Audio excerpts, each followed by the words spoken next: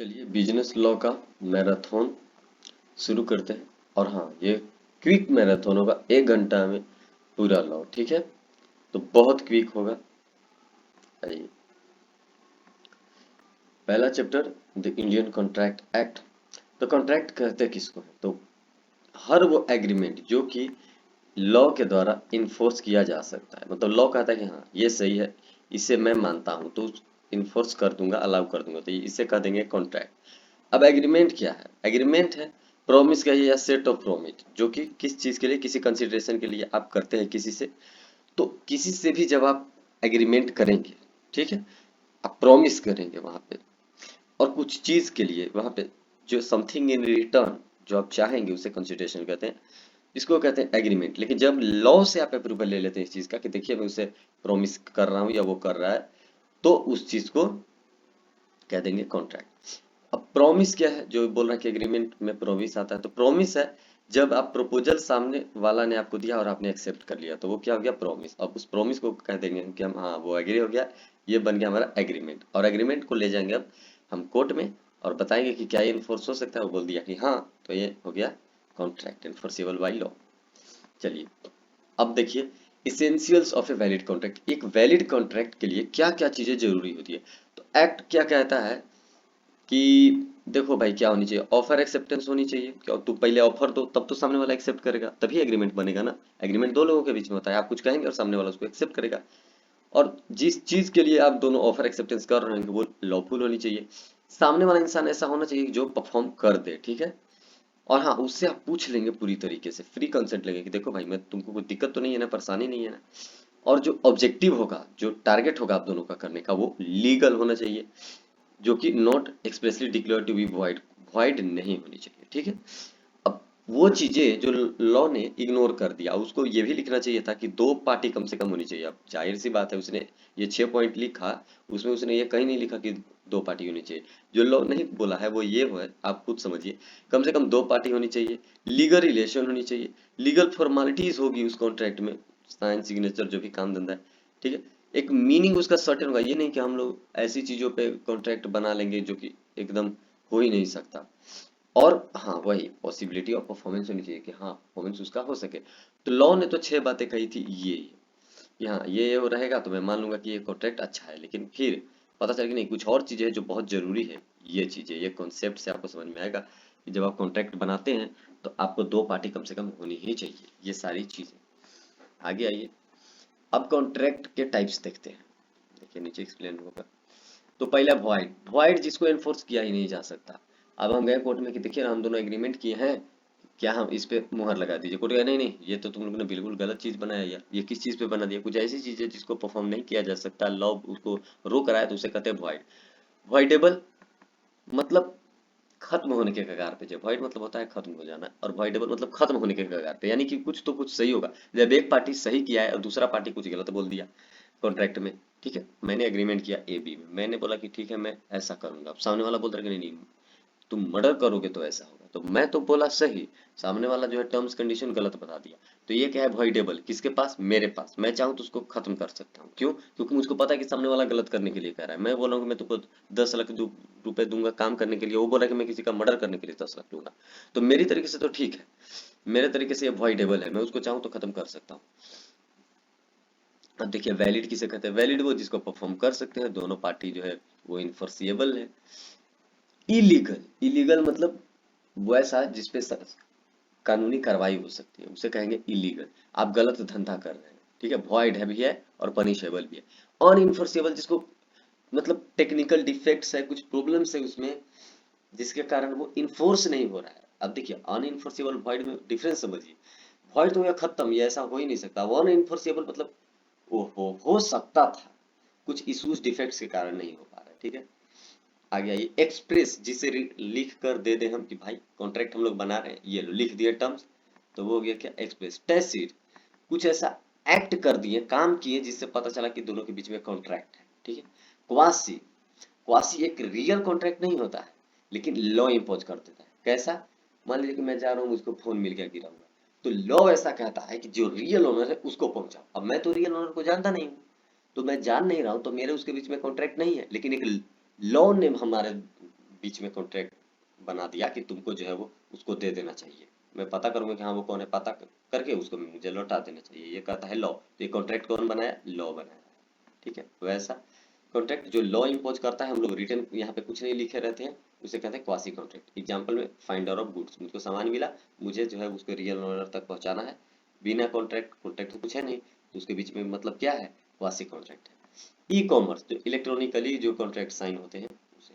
Unilateral, देखिए जब कोई कॉन्ट्रैक्ट परफॉर्म कर दिया जाता है, कब परफॉर्मेंस देना है हमें, मान लीजिए 10 तारीख को मुझे सामान बेचना है और 10,000 रुपए सामने वाले से ले लेना है, अब मैंने सामान भेज दिया, अभी 10,000 वो रुपए नहीं दिया, तो ये क्या हो गया, यूनिलेटरल कॉन्ट्रैक्ट हो गया।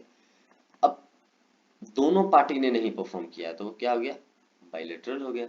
Both the party are yet to perform, अभी परफॉर्म नहीं किए हैं।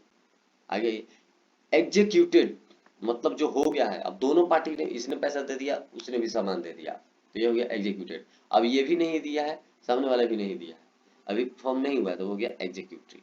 यूनिलेटरल समझे कि एक पार्टी ने परफॉर्म किया, एक ने नहीं किया, यूनिलेटरल। बाइलेटरल दोनों ने नहीं किया। एग्जीक्यूटेड दोनों ने कर दिया, एग्जीक्यूटरी अभी दोनों ने नहीं किया है। आगे आइए, वॉइड वाइडेबल में तो आप समझ गए डिफरेंस, यहाँ पे डिफरेंस की बात कर रहा है। ये लॉ इन्फोर्स नहीं कर पाएगा इसको, वॉइड को, ये तो खत्म है कहानी। लेकिन वॉइडेबल तो मैंने कहा कि एक पार्टी जो है वो अभी भी कर सकती है। जैसे मैंने कहा कि मैं तुमको 10 लाख रुपए दूंगा किसी काम के लिए, वो बोल रहा है कि मैं इसको किसी का मर्डर कर देता हूँ 10 लाख, तो ये मेरे पास ऑप्शन है कि नहीं भाई मैं नहीं करूंगा, तुम मेरे साथ गलत कर रहे हो, मैं तुम्हारे साथ साइन नहीं करूंगा, तो ऑप्शन मेरे पास है। तो ये सारे डिफरेंसेज हैं, ठीक है। वॉइड और इलीगल में आप समझिए, वॉइड मतलब कि वैसा जिस जो लॉ कहता है कि पनिशेबल नहीं है, ऐसा परफॉर्म ही नहीं हो सकता। अब मान लीजिए कि मैं क्या कि भाई हम दोनों ने साइन किया है कि 2000 साल बाद हम दोनों शादी कर लेंगे, ठीक है, लीजिए जज साहब, वो बोले क्या ऐसा तो हो ही नहीं सकता, ठीक है, तो ऐसा थोड़ी कि वो चार्ज लगाएंगे आप पे, नहीं, तो वो क्या हो गया वॉइड, वो तो हो ही नहीं सकता, इम्पॉसिबल। अब इलीगल, अब मैं क्या कि सर देखिए मैं कॉन्ट्रैक्ट साइन कर रहा हूँ, मुझे किसी को का मर्डर करोगे, मर्डर करेगा, ये ले केस ठोक देंगे, तो ये क्या हो गया, इलीगल। ये शुरू से ही इलीगल होता है, वॉइड होता है, ठीक है। आगे आइए, अब ऑफर किसे कहते हैं, ऑफर उसे कहते हैं, मैंने सामने वाले को कहा कि तुम कुछ करोगे, जैसे कि अगर तुम जो अभी गाड़ी जा रही है उसको अगर तुम रोक दो तो मैं तुमको 10,000, मेरा सामान मान लीजिए कि जा रहा है कहीं, तो मैंने बोला कि भाई बीच में उसको रोकवा देना, उसको स्टॉप कर दो, मैं तुमको 10,000 रुपये दे दूंगा, रुकवा कर अपने पास रख लेना, मैं तुमको 10,000 रुपये दे दूंगा। या फिर मैंने कहा सामने वाले को किसी और को कि भाई मेरा सामान जा रहा है उसको और आगे पहुंचा देना, मैं तुमको 10,000 दूंगा, तो एक केस में होगा कि मैं उसको रोकने के पैसे दे रहा हूँ, दूसरा केस हो गया कि मैं उसको जाने देने के लिए पैसे दे रहा हूँ किसी को, भाई उसको इनिशिएट कर दो, तो ये क्या हो गया, ये होता है ऑफर। ऑफर मतलब कि आप किसी को कुछ कहने के लिए कह रहे हो या किसी काम से रोकने के लिए कह रहे हो और उससे कंसेंट भी ले रहे हो, तो इसे कहते हैं ऑफर। सामने वाले से कि भाई तुम ऐसा करोगे ना, कर सकते हो, तो उसे कहते हैं ऑफर। अब स्पेशल ऑफर क्या, अब किसी स्पेशल आदमी को आप ऑफर दे रहे हो कि हाँ भाई भाई तुम मेरा काम कर दोगे, तो हो गया स्पेशल, कोई स्पेशल पार्टी था। जनरल, किसी को भी कह दे रहे हो, किसी को भी कि कोई भी एक्सेप्ट करो यार, जो इतना भी आदमी है, क्या मेरा कोई है ऐसा जो ये मेरा काम कर देगा, तो ये होगा जनरल। अब स्पेशल मतलब क्या होगा, क्या कोई सीए है जो मेरा काम करेगा, तो कोई वहां पे सीए जाएगा। मैंने कहा कोई भी बिजनेस वाला आदमी वो ले जाओ, तो उसको वहां पे सीए जो भी रहेंगे सारे चले जाएंगे, ठीक है, तो ये जनरल। क्रॉस, क्रॉस मतलब कि मैंने जो ऑफर दिया सामने वाले को पता ही नहीं, ठीक है, हम दोनों ने जो एक्सेप्टेंस दिया वो भी सामने वाले को पता है, जब पता ही नहीं है कि सामने वाला ऑफर क्या दिया मैंने क्या दिया, तो क्या हो गया, वो क्रॉस ऑफर हो गया।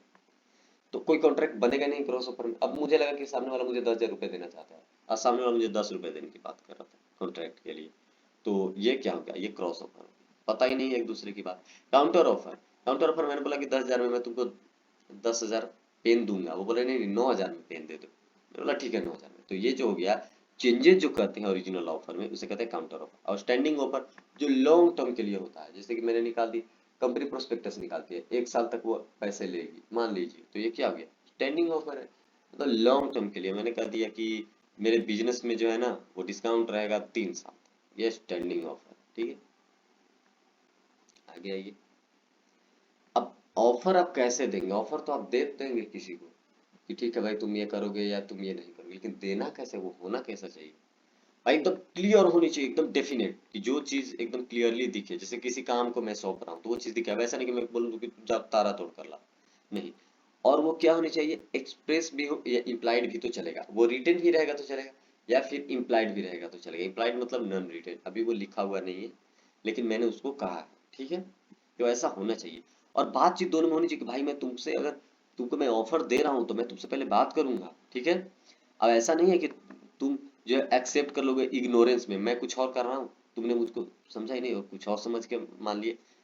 मे भी कंडीशनल भी हो सकता है कि हाँ भाई देखो, अगर फसल उगा ना तो मैं तुमको सामान दे दूंगा, तो ये क्या हो गया, ये ऑफर हो गया। भाई मेरे अगर बिजनेस में सामान जो है इतने तक अगर तुम खरीदते हो तो इतना मैं ऑफर दूंगा, ये क्या हो गया, ये कंडीशन हो गया। तो ऐसा भी ऑफर हो सकता है।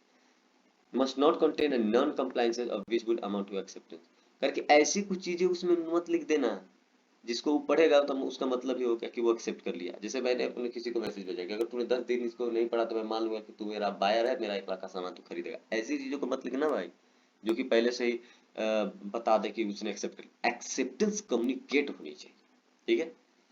और जब आप किसी को इनविटेशन भेज रहे हो ना, प्राइस दिखा रहे हो ये सब, तो वो ऑफर नहीं, ठीक है ना। ऑफर के लिए कम्युनिकेशन ये सब जरूरी।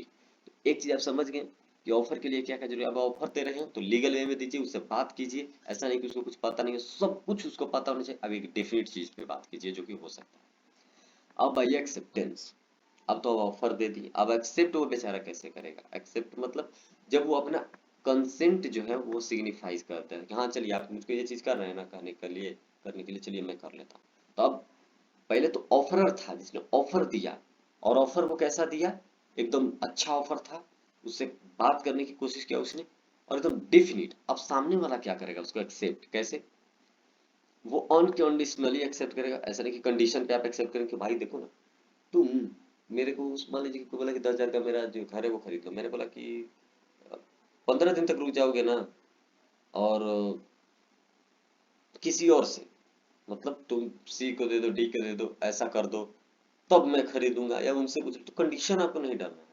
आप जो एक्सेप्ट करोगे उस सामने से एक्सेप्ट करो ना, भाई आपको खरीदना है तो हाँ या ना, ये चीज में एक्सेप्ट करना है। और जब भी आप एक्सेप्ट करें तो सामने वाले को बताएं। कम्युनिकेट तो दोनों किस्म, वो भी आपको बताएगा, आपको भी उसको बताना है। आप शांत नहीं रह सकते, can not be presumed from silence. आप शांत हैं इसका मतलब ये नहीं कि आपने एक्सेप्टेंस दे दिया, नहीं। और एक टाइम के तहत ही देना है। ऐसा नहीं कि कोई मुझे बोले कि भाई मेरा पेन खरीदोगे, अब मैं 1 साल के बाद बोला कि भाई तुम बोला था ना पेन खरीदने का, अब मुझको दो, नहीं, तुरंत देना है एक स्पेसिफाइड मोड में, with in the reasonable time and may be by conduct. काम करके कुछ भी ऐसा करके उसके साथ एक्शन करके आप उस चीज को एक्सेप्ट कर सकते हैं। तो पहले क्या हमने पढ़ा, पहले हमने पढ़ा ऑफर। क्या ऑफर आप दे रहे थे, एक अच्छा ऑफर दीजिए, ऐसा ऑफर जो भी एक्सेप्ट किया जा सकते, विद इन टाइम हो और अच्छा खासा हो, फिजिकली हो, मतलब परफॉर्मेबल हो, जिसको किया जा सके। अब सामने वाला जब वो ऑफर देखेगा तो भी कहे कि ठीक है मैं इस टाइम पे एक्सेप्ट करता हूँ, मैं इतना मतलब जो भी है टाइम इतने में मैं परफॉर्म कर दूंगा, प्रॉमिस जो भी आप कह रहे हो मैं कर दूंगा, ठीक है, और एक अच्छे टाइम के अंदर करूंगा। तो पहले बोला कम्युनिकेशन की, ऑफर दे रहे हैं सामने वाला एक्सेप्ट कर रहा है, उससे पहले हम दोनों को कम्युनिकेट करते लेनी चाहिए, बातें चीजें रख लेनी चाहिए। तो एक ऑफरर जो ऑफर दे रहा है वो क्या सोचता है कि जैसे ही उसने लिखा कोई टर्म्स एंड कंडीशन और भेजा सामने वाले को, तो ये मान लेगा कि चलो भाई मैंने तो बात करने के लिए लिख दिया, ठीक है। अब ऑफरी क्या सोचेगा, ऑफरी कब कम्युनिकेट करेगा, जब उससे वो चीज रिसीव हो जाएगी लेटर। अब ऑफरर कब सोचेगा कि मैंने उससे बात करने के लिए भेज दिया, जैसे वो सेंड किया। अब जब उसको रिसीव हो गया तो वो समझे कि हाँ भाई मुझसे वो बात करना चाहता था, ये चीजें उसने टर्म्स एंड कंडीशन लेकर भेजा है, ठीक है।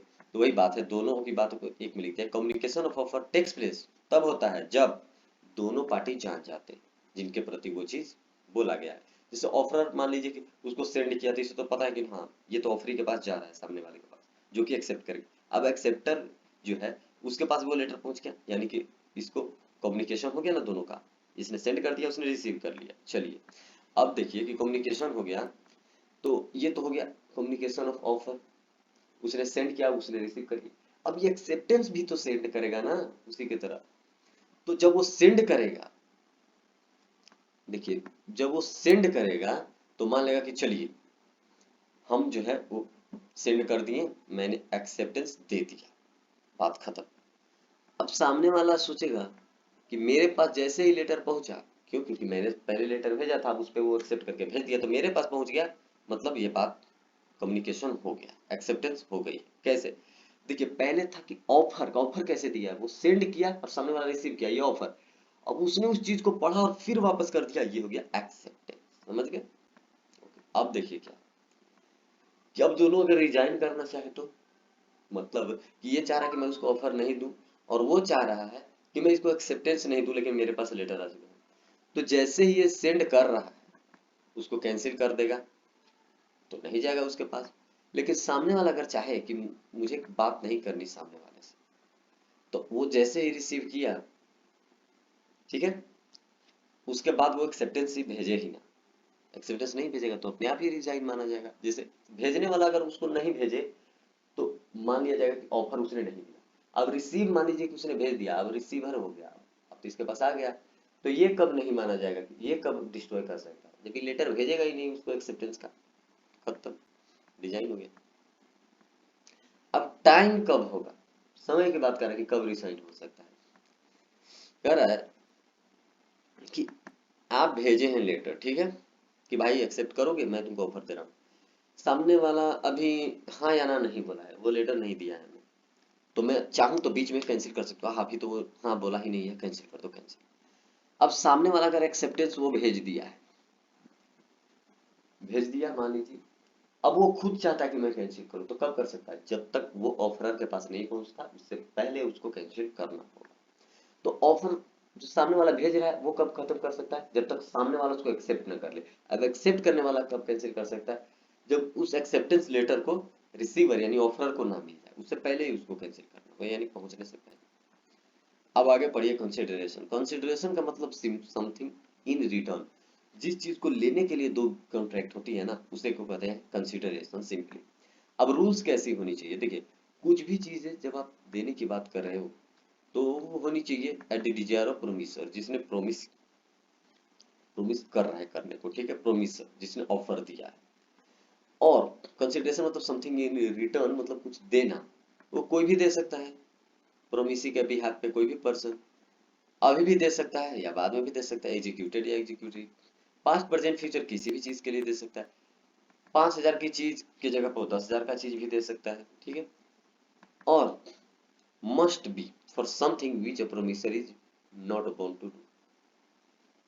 अब सुनिए, कंसिडरेशन होनी किस लिए? कंसिडरेशन मतलब समथिंग इन रिटर्न। अब आपको पैसा मिले, कॉन्ट्रैक्ट कॉन्ट्रैक्ट किस चीज के लिए करते हैं? फायदे के लिए। फायदा कैसा होना चाहिए? पहले तो इस चीज को समझिए कि उस चीज को जब वो पहली चीज वो लीगल होनी चाहिए। सब सारी चीजें पढ़ेंगे बाद में। अभी जो है वो ये 5-6 टॉपिक वो यही कहता है कि अभी भी वो हो सकता है कंसिडरेशन, बाद में भी हो सकता है। वो एक एडिक्वेसी की जरूरत नहीं है कि 5,000 का चीज आप 5,000 में ही दे। कंसिडरेशन मतलब समथिंग इन रिटर्न। मैंने कॉन्ट्रैक्ट किया आपसे, मैंने बोला कि ठीक है अगर मेरे में 5,000 रुपये बाकी है ना भाई, तो मैं तुमको अपना टीवी दे रहा हूँ, कोई दिक्कत नहीं है, कोई एडिक्वेसी की जरूरत नहीं है। 5,000 का चीज 10,000 में जो भी मैं वो दे सकता हूँ, तो ये है कंसिडरेशन मतलब समथिंग इन रिटर्न। अब law of privity of contract. Law of privity of contract क्या कहता है कि जब दो लोग बीच में कॉन्ट्रैक्ट कर रहे हो ना, तो कोई थर्ड पार्टी केस नहीं करेगा बाबू, कोई केस नहीं करेगा, ठीक है। लेकिन कुछ कुछ केसेस है जिसमें थर्ड पार्टी आ जाएगा, जैसे ट्रस्ट और बेनिफिशियरी। मान लीजिए कि कोई ट्रस्ट बना हुआ है, ठीक है, बेनिफिशियरी है, उसमें बेनिफिट से ले लिया गया, तो उस केस में क्या होगा? थर्ड पार्टी भी केस कर देगा कि देखो भाई ये कोई यहाँ पे ठगा जा रहा है। फैमिली है, शादी वादी हो रहा है, किसी ने धोखाधड़ी किया, उसमें पब्लिक आ जाती है, आती है ना, देखे होंगे आप। तो इस केस में भी थर्ड पर्सन आ गया। ये लॉ प्रिविटी ऑफ कॉन्ट्रैक्ट कहता क्या है? यही कहता है कि कोई थर्ड पर्सन कॉन्ट्रैक्ट में नहीं आ सकता दो लोगों के बीच। अब दो लोगों के बीच में शादी हो रही है और एक जो है जबरदस्ती धमकाया जा रहा है, तो उस टाइम पे थर्ड पर्सन आ सकता है, बिल्कुल आ सकता है। असाइनमेंट के केस में आ सकता है, एस्टोपेल और एक्नोलेजमेंट। मान लीजिए मैंने हम और आपने कॉन्ट्रैक्ट किया और मैंने बोल दिया कि मेरी जगह पे राम जो है वो कुछ कॉन्ट्रैक्ट में चेंजेस होगा तो वो हैंडल करेगा, तो राम तो एक्चुअली में कॉन्ट्रैक्ट में है नहीं लेकिन परफॉर्मेंस कर रहा है। मैंने स्टोपेल मतलब मैंने वेव कर दिया अपना हाथ कि वो मेरा रिस्पॉन्सिबिलिटी लेगा, तो वो ले रहा है। कन्वी क्या है? Convenience running with the land. कुछ भी केसेस जो अगर लैंड वैंड की है तो उस केस में भी जो है वो थर्ड पर्सन आकर केस कर सकता है। तो ये जो प्रिविटी ऑफ कॉन्ट्रैक्ट है जो कहता है कि थर्ड पर्सन केस नहीं कर सकता, दो लोगों के बीच में कॉन्ट्रैक्ट है तो आप ही दो लोग समझिए।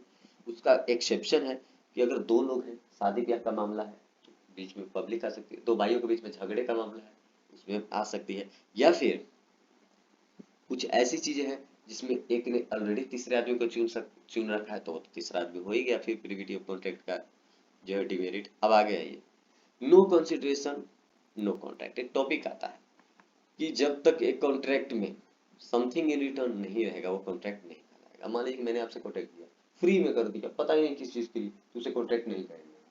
लेकिन कुछ केसेस है जिसमें इसको कॉन्ट्रैक्ट करना पड़ेगा। तो नो कंसिडरेशन नो कॉन्ट्रैक्ट ये क्या होता है, ये होता है वाइड, लेकिन इसके एक्सेप्शन है। कैसे? मान लीजिए ये बात हस्बैंड वाइफ की है, तो हस्बैंड वाइफ के बीच में दोनों में कॉन्ट्रैक्ट हुआ, कोई जरूरी नहीं है कि वहां पे वो लोग पैसे की बात करें, दोनों अपने आदमी है भाई। तो ये क्या हो गया, यहाँ पे कंसिडरेशन की जरूरत नहीं है, कुछ पैसे लेने देने की जरूरत नहीं है, no consideration, something in return की जरूरत है ही नहीं। कोई गिफ्ट दे दिया पति अपनी पत्नी को, तो क्या उससे पैसे लेगा क्या? नहीं। तो ये क्या हो गया, नेचुरल लव एंड अफेक्शन। यहाँ पे कंसिडरेशन नहीं है लेकिन कॉन्ट्रैक्ट है। Compensation for past voluntary service. मान लीजिए आपने मेरी पहले मदद की थी, अब मैं उसके लिए पैसे दे रहा हूँ आपको। हाँ, तो आपने तो मुझको कुछ नहीं दिया था, आपने तो मदद किया था। तो आप जब मदद किए थे तो क्या वो कोई कंसिडरेशन था? नहीं, लेकिन मैं भी पैसे दे रहा हूँ उसी चीज के लिए।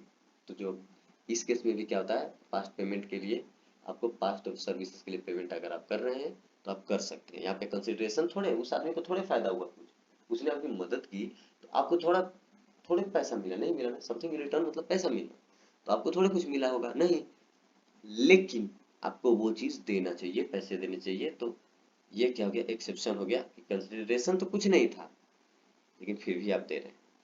टाइम बाद डेट, बहुत पहले का लोन था आपके ऊपर किसी का, अब आप दे रहे हैं, कुछ टाइम के बाद लोन आप सुने होंगे टाइम बाद डेट की वो चीज बंद हो जाती है, जीरो, लेकिन अब आप दे रहे हैं कि नहीं भाई जीरो लो, हो गया 6-7 साल लेकिन ले ही लो पैसा। तो सामने वाले से तो 2-3 साल में आप कुछ लिए नहीं, ना ही उसने आपको कुछ दिया, लेकिन अभी आप पैसे दे रहे हैं, तो जो सामने वाला कुछ आपको दिया नहीं था तो वो तो कंसिडरेशन हुआ ही नहीं। एजेंसी के केस में ऐसा होता है, कंप्लीटेड गिफ्ट्स। अब मुझको कोई गिफ्ट दे रहा है, हम्म, तो क्या मैंने उसको कुछ दिया, कंसिडरेशन दिया उसे? नहीं। तो यहाँ पे भी क्या हो गया, ये कॉन्ट्रैक्ट होगा। बेलमेंट, आपके लिए कोई बेल के लिए लड़ रहा है वहां पे, आपने कुछ उसको दिया है नहीं, तो क्या हो गया वो, आप जब सामान किसी को देते हैं, बेलमेंट मतलब क्या, एक एक बेल होता है, एक बेलमेंट। बेलमेंट मतलब आपने सामान दिया है कि बाद में तुम पैसे दे दियो, अभी तो कुछ नहीं, तो ये क्या हो गया, यहाँ पे कंसिडरेशन ही नहीं, लेकिन फिर भी ये कॉन्ट्रैक्ट माना जाए। तो ये दोनों आप समझे, प्रिविटी कॉन्ट्रैक्ट मतलब थर्ड पार्टी केस नहीं करेगा भाई किसी भी कॉन्ट्रैक्ट में। कॉन्ट्रैक्ट दो जो है वही लोग करेंगे, जो एक ऑफर और एक एक्सेप्टर, ये दोनों ही। लेकिन कुछ केसेस में करेंगे, जैसे शादी ब्याह का मामला है तो करेंगे, एक दूसरे को दबाया जा रहा है तो करेंगे, स्टॉपेल कर दिया है कोई थर्ड पर्सन ऑलरेडी चुना गया है तो उस केसेस में करेंगे। तो ये सारे केसेस थे। वैसे ही बोला कि कंसिडरेशन अगर नहीं होगा ना भाई, पैसे की बात अगर लेन देन की बात नहीं रहेगी किसी कॉन्ट्रैक्ट में, तो कॉन्ट्रैक्ट होगा ही नहीं। लेकिन हमने देखा कि एक पति अपनी पत्नी को दे रहा है कुछ गिफ्ट दे रहा है ना, कुछ सामान दे रहा है खरीद कर, तो उसमें ऐसे थोड़े कि टर्म्स एंड कंडीशन है कि तुम भी मुझको कुछ दो, नहीं, समथिंग इन रिटर्न है ही नहीं। फिर भी वो क्या हो गया, वो एक्सेप्शन हो गया, नो कंसिडरेशन नो कॉन्ट्रैक्ट का। बहुत सारे वैसे केसेस थे। मैंने मुझको किसी ने हेल्प किया था तो क्या वो मेरे लिए कुछ ऐसा पैसे वाला काम किया था? नहीं, लेकिन वो क्या हो गया, वो फिर भी कॉन्ट्रैक्ट है, हमको उसे पैसे देने चाहिए। बात आगे आई। अब अगर आप एग्रीमेंट अगर माइनर के साथ कर लें तो क्या होगा, देखिए, and minors agreement is void. अब बच्चे के साथ एग्रीमेंट कर रहे हैं, 18 साल उसका है नहीं, तो वो क्या है, वॉइड है। लेकिन वो बेनिफिट ले लेगा भाई, बेनिफिट ही ले लेगा वो। ये भी प्ली मैन्योरिटी, उसे कोर्ट भी कहते कि नहीं नहीं ये छोटा बच्चा है इसको छोड़ दो, ठीक है, और उस पर रूल अप्लाई होगा ही नहीं कुछ। और minors act can not be ratified, कुछ नहीं आप कर सकते उसके एक्ट के लिए कि हाँ ये गलत किया है ये सही किया है। माइनर के साथ अब अगर आप छोटे बच्चे के साथ कॉन्ट्रैक्ट किया तो सारा टेंशन आपका, ठीक है। Contract by the guardian of minor, हाँ गार्जियन है तो वैलिड रहेगा।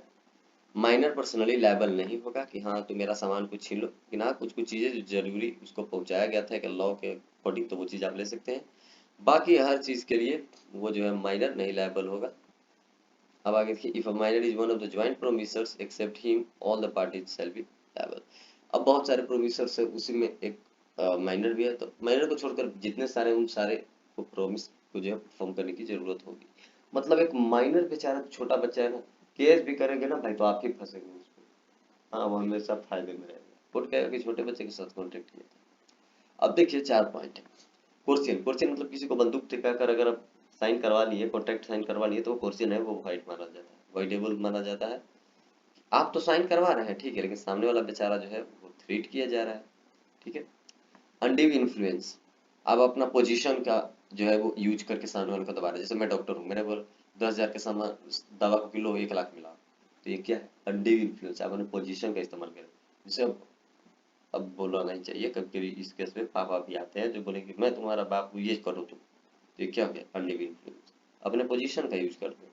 फ्रॉड, कुछ आपको बोलना बताना चाहिए कॉन्ट्रैक्ट में और आप कुछ नहीं बता रहे हैं भाई, तो ये क्या हो गया, फ्रॉड, ठीक है।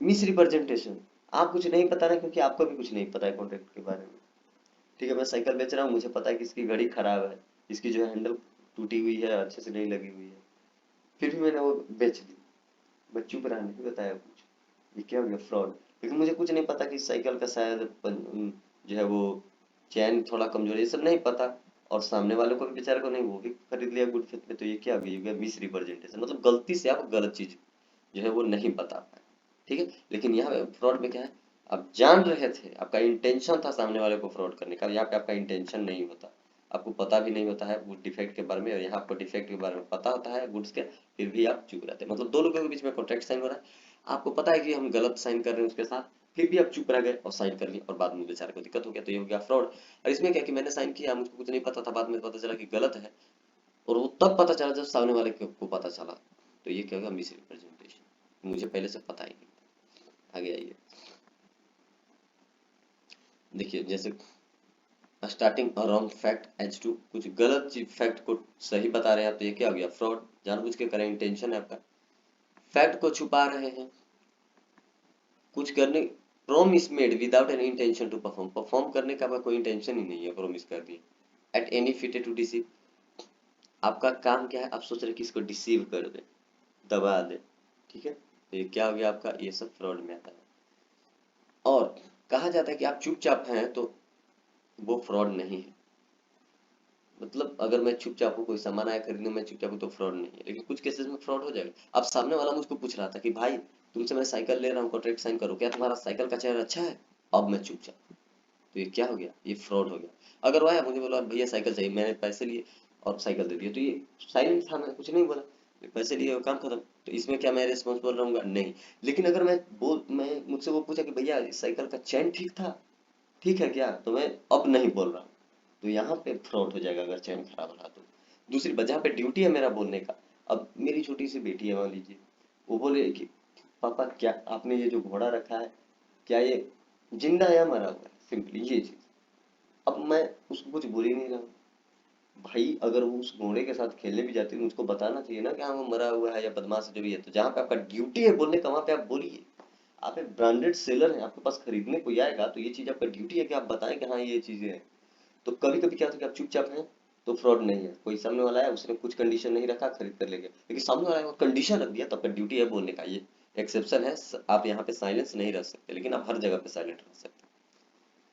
अब देखिए होता क्या है, अगर आप कोर्सियन यानी किसी को बंदूक ठिका कर साइन करवा लिए, या फिर अपना ताकत दिखाकर कि मैं तुमसे बड़ा हूँ ये वो करके अनड्यू इन्फ्लुएंस, या फिर फ्रॉड करके कि किसी भी चीज को छुपा कर, सच्चाई छुपा कर, या फिर मिस रिप्रेजेंटेशन, आपको भी पता नहीं था सामने वाले को भी पता नहीं था उस गलती के बारे में, बाद में दोनों को पता चला, इसके कंसिक्वेंसेस क्या है, कॉन्ट्रैक्ट वाइडेबल बन जाता है मेरे को। वाइडेबल मतलब उसको कैंसिल किया जा सकता है जब when one party uses fraud or misrepresentation and the other party would have used this diligence would have come to know the facts that conduct is valid। अब सामने वाले को बाद में पता चल गया, मान ले रहा है वो बेचारा बात, आप भी मान लिए, तो क्या हो गया, वैलिड हो गया। If one party uses fraud or misrepresentation, but the other party was not influenced by the contract, it is valid।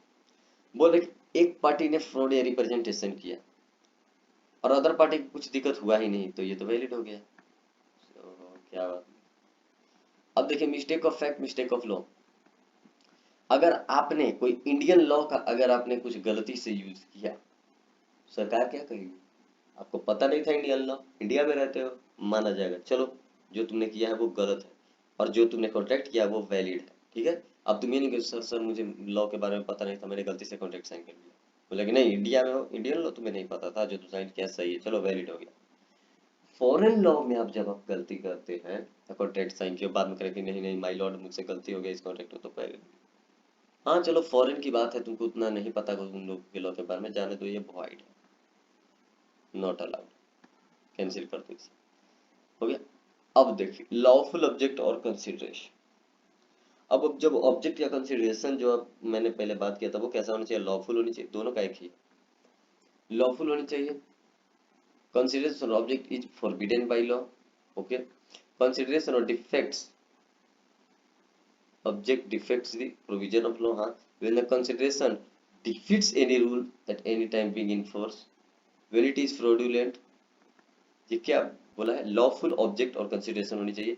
और ये जो सारी चीजें हैं क्या बोला, कंसिडरेशन और object is forbidden by law, ये सारे इलीगल चीजें हैं, अनलॉफुल फ्रॉडुलेंट एक्ट कर रहे हैं।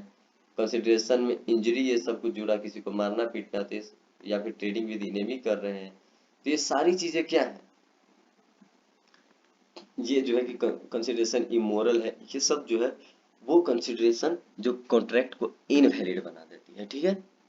अब नीचे देखिए कि कुछ कुछ कंसिडरेशन ऐसे हैं, consideration is oppose to public, जिसको पब्लिक अपोज करती है। कौन कौन, ट्रेडिंग विद इनेमी, अगर आप किसी इनेमी यानी दुश्मन देश से कुछ ट्रेड कर रहे हैं तो हो जाएगा। स्टेफलिंग प्रोसिक्यूशन कर रहे हैं किसमें, कोर्ट केसेज ये सब में, तो क्या होगा, आपको जो है वो पब्लिक जो है वो आपके खिलाफ रहेगी, ऐसा कंसिडरेशन आप नहीं रख सकते स्टेफलिंग प्रोसिक्यूशन का। मेंटेनेंस एंड चैम्पर्टी नहीं रख सकते, किसी जस्टिस के काम में आप नहीं रोक बाधा बन सकते, ठीक है, उस चीज के लिए आप पैसे नहीं दे सकते, ठीक है ना, ये सारे एक्ट है, मतलब काम है। इंटरेस्ट अगेंस्ट ऑब्लिगेशन, ऑब्लिगेशंस के अगेंस्ट आप इंटरेस्ट नहीं दे। Marriage brokerage agreement, okay, marriage brokerage agreement आप ऐसा नहीं कर सकते कि आप एग्रीमेंट करवा रहे हैं किसके बेस पे, मैरिज के, सब क्या है, इलीगल चीजें। Agreement for the creation of monopoly, किसी चीज को आप बढ़ावा दे रहे हैं एक सेक्टर में, तो वो चीज क्या हो गया, मोनोपोली हो गया, और उस चीज को आप नहीं कर सकते। Agreement in restraint of trade, किसी के बिजनेस करने से आप नहीं रोक सकते, कब तक, जब तक आप अपना गुडविल उसको नहीं बेचे, आप गुडविल बेचेंगे अपना तो उसको रोक सकते हैं, नहीं तो नहीं रोक सकते। ये सारी जो है वो वैसी वैसी ट्रांजेक्शन है, कंसिडरेशन है, जो कि पब्लिक कहती है कि ऐसा आपको कंसिडरेशन समथिंग इन रिटर्न नहीं लेना है, ठीक है।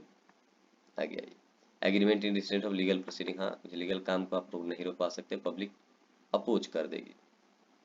आगे आते हैं, एग्रीमेंट अनलॉफुल इन पार्ट, अगर मान लीजिए कि कोई एग्रीमेंट है, ठीक है, कोई कॉन्ट्रैक्ट आप साइन करें, आधा उसमें लॉफुल है आधा अनलॉफुल, तो जो अनलॉफुल है वो वॉइड है, जो लॉफुल है वो वैलिड है, ठीक है। एग्रीमेंट विच इज अनसर्टेन, जो अनसर्टेन है तो ये क्या हो गया, अगर वो अनसर्टेन है, टोटली अनसर्टेन है, तो वॉइड हो जाएगा, ठीक है। और if in an agreement there is a vague term but there are means to a certain, लेकिन वहां पे मतलब सर्टेन है, बनाया गया जो चीज है वो तो अनसर्टेन है, पता नहीं कैसे हो, लेकिन जो टर्म है वो सही लिखा गया, तो वो जो टर्म सही लिखा गया वो वॉइड नहीं होगा। वैगरिंग एग्रीमेंट, वैसा एग्रीमेंट जो कि इलीगल दिखता है, होता नहीं है। An agreement to give money upon the happening and non happening of the certain event, that is called wagering agreement.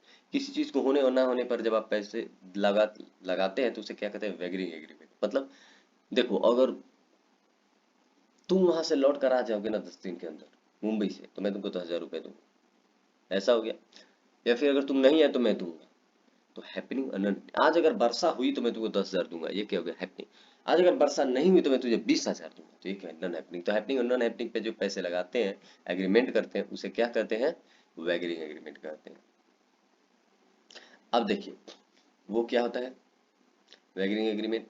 अब कुछ कुछ ऐसी ही चीजें हैं जो वैगरिंग की तरह ही दिखेंगे, जिस इवेंट पे ही डिपेंडेंट है, लेकिन वो वैगर नहीं है। जैसे क्रॉस पजल वाला खेलते हैं हम लोग, क्रॉस पजल, वो बाद में ही उसका आउटकम निकल के आता है, ठीक है, हैपनिंग एंड नॉन हैपनिंग पे, कि आंसर सही है नहीं है।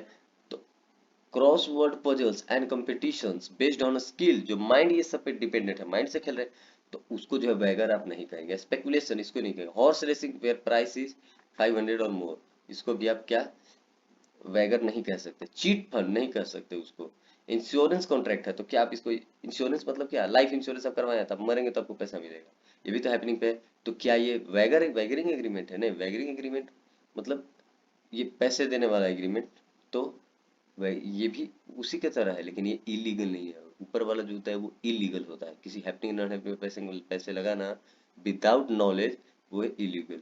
यहाँ पे स्किल का कोई यूज ही नहीं था तो वो इलीगल होता है, लेकिन लीगल जैसे इंश्योरेंस हो गया, ये सब लीगल है। शेयर मार्केट में आप जाते हैं, आपको प्रोस्पेक्टस मिलता है, बाद में आप वहाँ पे शेयर लेते हैं, तो ये सारी चीजें भी बाद में होती है, हैपनिंग नॉन हैपनिंग पे।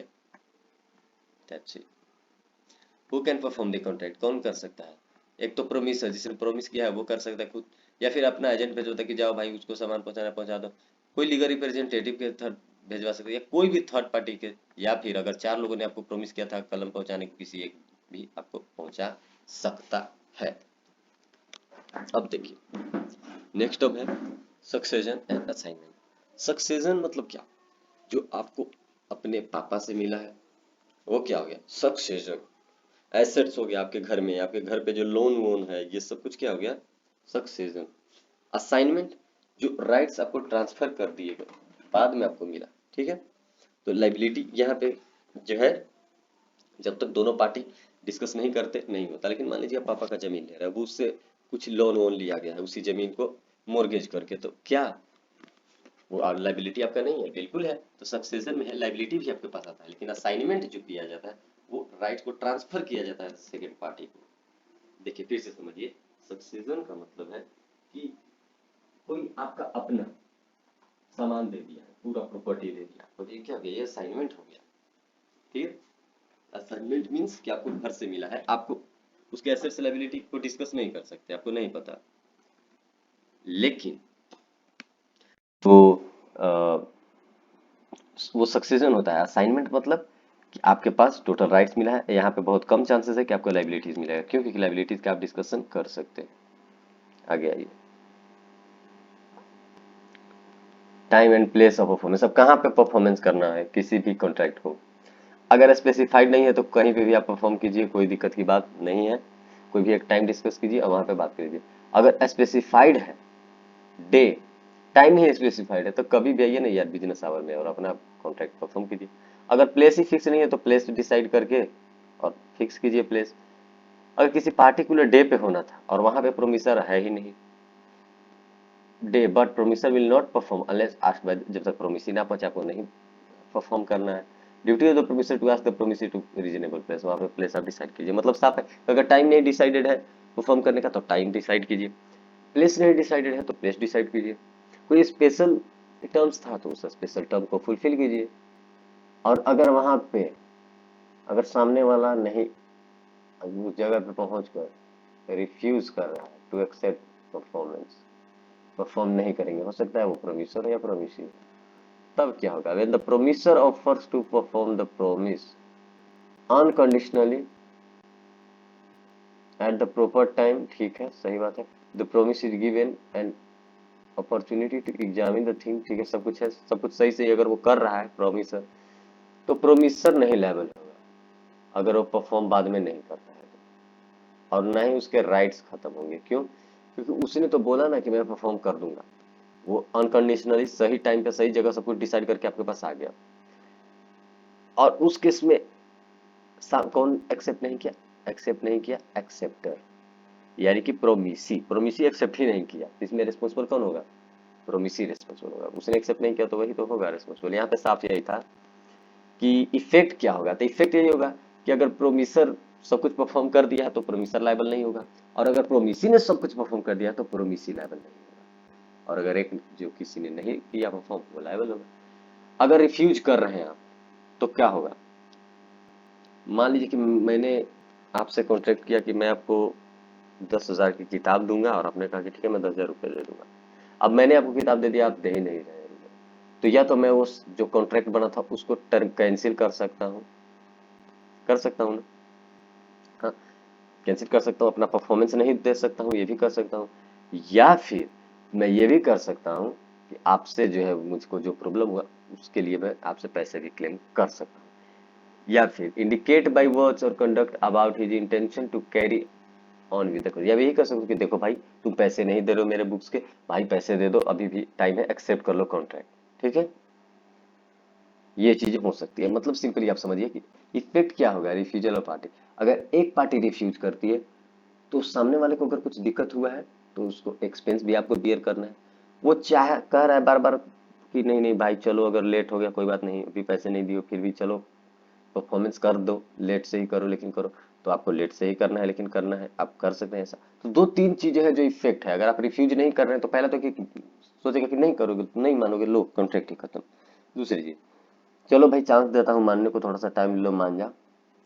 तीसरी बात कि नहीं मानोगे, छोड़ो हटा, cancel. Liability of joint promise. अब बताइए, चार पांच मान लीजिए कि मिलकर प्रॉमिस किए कि हाँ भाई मैं तुमको बुक्स दूंगा, मैंने बोला बी को कि मैं तुमको 10,000 की किताबें दूंगा। अब मेरी तरफ से चार लोग और थे, बोले हाँ हाँ ले लो, ले लो ना, बुक्स ये दे देगा, चिंता मत करो, ये नहीं देगा तो हम देंगे। तो ज्वाइंट परमिशंस मतलब हम देंगे हम देंगे हम देंगे, वो ले लिया। बाद में जो है ना, वो कोई एक से भी सारी किताबें ले सकता है। मतलब समझे, अगर दो भी मर जाए तो कोई एक से वो ले लेगा, सारे जिंदा भी है तो किसी भी एक से ले सकते। ज्वाइंट परमिशन मतलब सब इक्वली लायबल होंगे, ठीक है। और सारे रेस्पॉन्सिबल भी हो। रेस्पोकन प्रॉमिस, अब मैंने प्रॉमिस किया आपको, कि मैं आपको इतना सामान देना चाहता हूँ, आपने भी तो इंटरमीडिएट रेस्पॉन्स दे दिया कि हाँ ठीक है, मैं भी ये जो है वो आपका एक्सेप्ट करता हूँ, मैं भी ऐसा करूंगा। तो ये क्या हो गया, रेसिप्रोकल प्रोमिस। मतलब मैंने प्रॉमिस किया और आपने उस चीज को मान लिया। Promisor need not perform his promise unless the promisee is ready and willing to perform his promise. अब बताइए, मैंने बोला कि 10,000 का मैं तुमको बुक दूंगा, उसने कहा कि ठीक है मैं 10,000 रुपए दूंगा, तो ये क्या हो गया, रेसिप्रोकल प्रॉमिस। हमने बोला कि 10,000 रुपए किताब दूंगा, वो कुछ बोल ही नहीं रहा, तो ये क्या हो गया, ये रेसिप्रोकल प्रॉमिस नहीं हुआ, ठीक है। द ऑर्डर ऑफ परफॉर्मेंस में भी फिक्स, हाँ तुम फिक्स कर सकते हो कि कैसे पे करना है, कैसे क्या करना है, अपना जगह डिसाइड करो। आ गया। In case of reciprocal promise, if one party prevents the other from performing, the contract party so prevented has obligation to perform but has a right to claim division. कर एक पार्टी अगर रोक रही है उसको, सामने वाले को, हमने तो कर लिया रेसिप्रोकल प्रॉमिसेस, ठीक है, कि हाँ मैं अपना सामान बेचूंगा तुमको, बोल दी हाँ मैं पैसे दूंगा। अब बाद में मैं उसको ऐसा कुछ नहीं नहीं मैं तुमको बेचूंगा ही नहीं, जा नहीं दूंगा तुमको, 10,000 में फिक्स हुआ था नहीं दूंगा, तो आप ऐसा नहीं करते। Has no obligation to perform so prevented, has no obligation to but has a right to claim the damages. सामने वाला अब क्या करेगा बेचारा, कहेगा वो ये तो किताब दे ही नहीं रहा है हमको, बोल रहा है कि अब नहीं दूंगा। तो या तो वो कहेगा कि ठीक है भाई मत दो मैं जा रहा हूँ, या फिर वो ये कहेगा कि तुमने मुझे 20 दिन दौड़ाया है और किताब नहीं दिया, चलो मेरा उसका खर्चा निकालो। तो ऐसा कर सकते। अब देखिए, अप्रोप्रिएशन ऑफ पेमेंट, ऊपर वाला समझ गए आप, ये कि ये यही कह रहा था सिर्फ कि अगर एक पार्टी नहीं परफॉर्म कर रहा है तो सामने वाला क्या क्या कर सकता, सामने वाला यही करेगा, क्लेम दो मेरा खर्चा लगा इतना टाइम तक तुमने मुझे दौड़ाया। या फिर वो ये कह सकता है कि हैज नो ऑब्लिग, कि चलो अब मैं कॉन्ट्रैक्ट कैंसिल कर देता हूँ, ठीक है नहीं देना तो मत दो। या फिर नहीं दोगे तो नहीं दोगे, मैं ही नहीं लूंगा, लेकिन इतना लेट जो मेरा लगा उसका तुम पैसे दो। Appropriation of payment, appropriation of payment का सिंपल यही मतलब है कि डेटर जो है वो आपसे बहुत बार, मान लीजिए कि सामान खरीद कर गया 10 बार 12 बार 15 बार, और कभी 10,000 5,000 20,000 के, तो जो पैसे देगा वो एक ही बार दे रहा है, ठीक है। तो जो वो दे रहा है पैसा, उसको आपको सेटल करना है। जो 10 12 बार आप उसको बेचे हैं तो उस पैसे को सेटल करना है, तब कैसे करेंगे। जैसे आपने बेचा पहले 10,000 का, फिर 9,000 का, फिर 8,000 का, फिर 7,000 का, फिर 6,000 का, ऐसे ऐसे उसको बेचा है क्रेडिट पे। अब वो आकर आपको 20,000 रुपए दे दिया, तो अब इसको सेटल कैसे करना है। अगर वो 20,000 दिया और बोला कि भैया पहले जब मैं 10,000 का खरीदा था उसको सेटल करना, तो पहले आप उसको सेटल कीजिए। तो भैया पहले 9,000 सेटल करना, पहले 9,000 के सेटल कीजिएगा।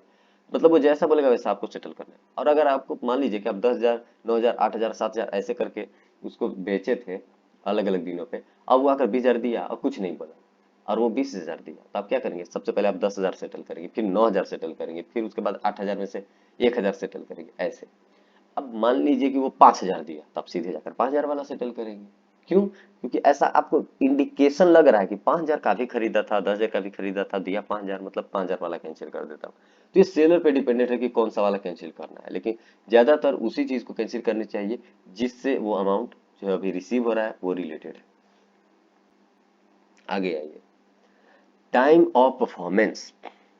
टाइम ऑफ परफॉर्मेंस, किस टाइम पे परफॉर्म करनी चाहिए। The essence of time, not essence of time. कब टाइम जरूरी हो जाता है, जब टाइम कॉन्ट्रैक्ट में लिखा गया कि इसी टाइम पे ही परफॉर्म करना है, तो टाइम जब वो एसेंस हो जाता है उसी टाइम पे आपको परफॉर्म करना है। और अगर आपने उस टाइम पे परफॉर्म नहीं किया तो सामने वाला जो है वो आपसे पैसे भी क्लेम कर सकता है।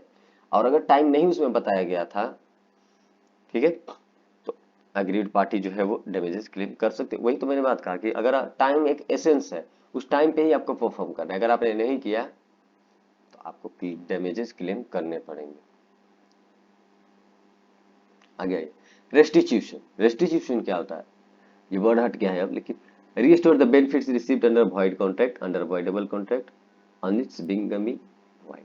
मान लीजिए कि मैंने आपसे 10,000 रुपए ले लिए बंदूक सटा करके, मुझे दो 10,000, ये तो वॉइडेबल कॉन्ट्रैक्ट है, क्योंकि मैं तो समथिंग इन रिटर्न ले रहा हूँ, मेरे तरफ से कॉन्ट्रैक्ट है, आपकी तरफ से नहीं है, तो ये क्या हो गया, वॉइडेबल। तो जो बेनिफिट्स मैं आपसे ले लिया हूँ 10,000 बंदूक सटा कर, वो मुझको आपको दे देना है, इसी को कहते हैं रेस्टिट्यूशन। कोर्ट कहेगा कि चलो तुम लिया था ना, दो। अब डिस्चार्ज ऑफ कॉन्ट्रैक्ट, कॉन्ट्रैक्ट खत्म कैसे होगा दो लोगों के बीच, आप चुपचाप क्या कीजिए, परफॉर्म कर दीजिए कॉन्ट्रैक्ट। 10 तारीख को आपको पैसे देना था, आप 10 तारीख को दे दिए, सामान ले लिए।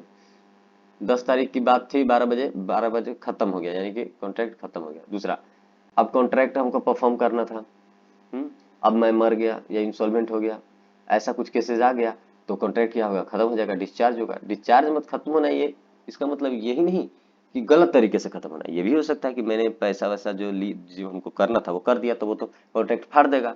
तो कॉन्ट्रैक्ट का फट जाना कब, जब हम दोनों ने परफॉर्मेंस दे दिया तो उसको फाड़ देगा। अब टाइम खत्म हो गया जिस टाइम के लिए बना था, तो उसको बाद में उसका कोई वैल्यू नहीं, फट गया, या कानून उसको फाड़ दिया, नहीं ये गलत है। या फिर हम दोनों मिलकर उसको फाड़े कि चलो भाई म्यूचुअल कंसेंट देते हैं, फाड़ देते हैं, कोई बात नहीं, खत्म। अब इसी में 3-4 टॉपिक्स आती है। नोवेशन, नोवेशन मतलब पूरा सब्स्टिट्यूशन, पुराने वाले को हटा दो और नया कॉन्ट्रैक्ट साइन कर लो, इसे कहते हैं सब्स्टिट्यूशन। रेसिजन, पूरा कॉन्ट्रैक्ट ही खत्म, जाओ, कुछ अलग चीजें बनाने की जरूरत नहीं, कोई नया अथी नहीं आया, खत्म। अल्ट्रेशन मतलब चेंज कुछ कर दिए टर्म में। रेमिशन मतलब कुछ, चलो भाई कुछ कम अमाउंट एक्सेप्ट कर लेते हैं, दे रहे हो तो चलो, बात खत्म। तो जो ये सारी चीजें किस चीज का है, डिस्चार्ज करने का, कॉन्ट्रैक्ट कैसे खत्म होगा। अगर कॉन्ट्रैक्ट अगर इम्पॉसिबल हो जाए परफॉर्म करने को, तो existing eight the time of contract, अगर मान लीजिए कि eight the time of contract वो इम्पॉसिबल हो गया और दोनों पार्टी जान रहे हैं, ये भी तो हो सकता है, इम्पॉसिबल हो सकता है। या फिर सुपरवेनिंग इम्पॉसिबिलिटी हो गया, कुछ ऐसा हो गया जिसके कारण कॉन्ट्रैक्ट ही नहीं परफॉर्म किया गया। जैसे कि मान लीजिए कि मैंने प्रॉमिस किया था कि मैं बुक्स दूंगा और मैं तुमसे 10,000 रुपए लूंगा, और बाद में हो गया, वो मर गया बेचारा, तब उससे हमको बुक देने की जरूरत है, नहीं जरूरत है, इम्पॉसिबल है। ब्रीच, ब्रीच मतलब किसी भी कॉन्ट्रैक्ट का टूट जाना। For non fulfilment of terms and condition of the contract, मान लीजिए कि मैंने लिखा कि भाई ये काम तुमको करना है कॉन्ट्रैक्ट में, तब मैं तुमको इतना पैसे दूंगा, अब वो चीज कर ही नहीं रहा, तो नहीं करा तो ये क्या हो गया, कॉन्ट्रैक्ट टूट ही रहा है ना। देखो था actual breach of contract on the due date और during the due course of the performance. Actual मतलब पूरा कॉन्ट्रैक्ट खत्म, गलत हो गया। एंटिसिपेटरी मतलब डेट तो भी नहीं है कॉन्ट्रैक्ट का, लेकिन लग रहा है कि वो खत्म हो जाएगा, तो उसे क्या कहते हैं, एंटिसिपेटरी। आगे आइए, अब जब कॉन्ट्रैक्ट टूट रहा है, तो मान लीजिए कि मैं जानबूझकर तोड़ रहा हूँ, तो मुझको पैसा भी देना पड़ सकता है, कोर्ट कहेगा जानबूझकर तोड़ा था, चलो ऑर्डिनरी डैमेजेस दो। कुछ कुछ डैमेजेस हैं जो यहाँ पे बात किए गए, ऑर्डिनरी डैमेजेस, वैसे डैमेजेस जो यूजुअल लगते हैं कि तुमने इतने का सामान लेके था तो उसके अनुसार इतना का तुम जो है वो अपना डैमेजेस इससे दो। और देखिए, और क्या है, राइट स्पेशल क्लेम्ड ओनली, ये नहीं, when notice of special loss और विंडिक्टिव और एग्जेम्पलरी डैमेजेस। हाँ, विंडिक्टिव या एग्जेम्पलरी, विंडिक्टिव मतलब जो आप हर्टफुल हुए हैं, आपको धक्का सा लगा है कॉन्ट्रैक्ट नहीं फुल होने से, तो उसके लिए भी आप डैमेजेस क्लेम कर सकते हैं। और क्या कर सकते हैं, अगर आपको शादी में कुछ इधर उधर कोई कर रहा है तो उसका डैमेजेस आप क्लेम कर सकते हैं। नॉमिनल डैमेजेस आप क्लेम कर सकते हैं, जो आपके साथ गलत हुआ, परफॉर्मेंस हो रहा था तो आप एग्रीव्ड हो गए और आपको लॉस हुआ है, तो उस लॉस को आप क्लेम कर लीजिए। सू फॉर रिसीजन, रिसीजन कुछ इधर उधर, तो उसके लिए भी आप जो है वो ले सकते हैं, सामने वाला कर ही नहीं रहा परफॉर्म तो ले सकते हैं। क्वांटम मेरिट, जितना आपको चोट लगा है, जितना आपको दिक्कत हुआ है, जितना आपको समझता है, उतना आप पैसे क्लेम कर सकते हैं। सूट फॉर स्पेसिफिक परफॉर्मेंस, कुछ लिख दिया गया था कॉन्ट्रैक्ट में, भाई ये चीज तुमको करना ही करना है, और नहीं करोगे तो इतना पैसा अलग से देना पड़ेगा, तो वो अलग से आपको देना पड़ेगा।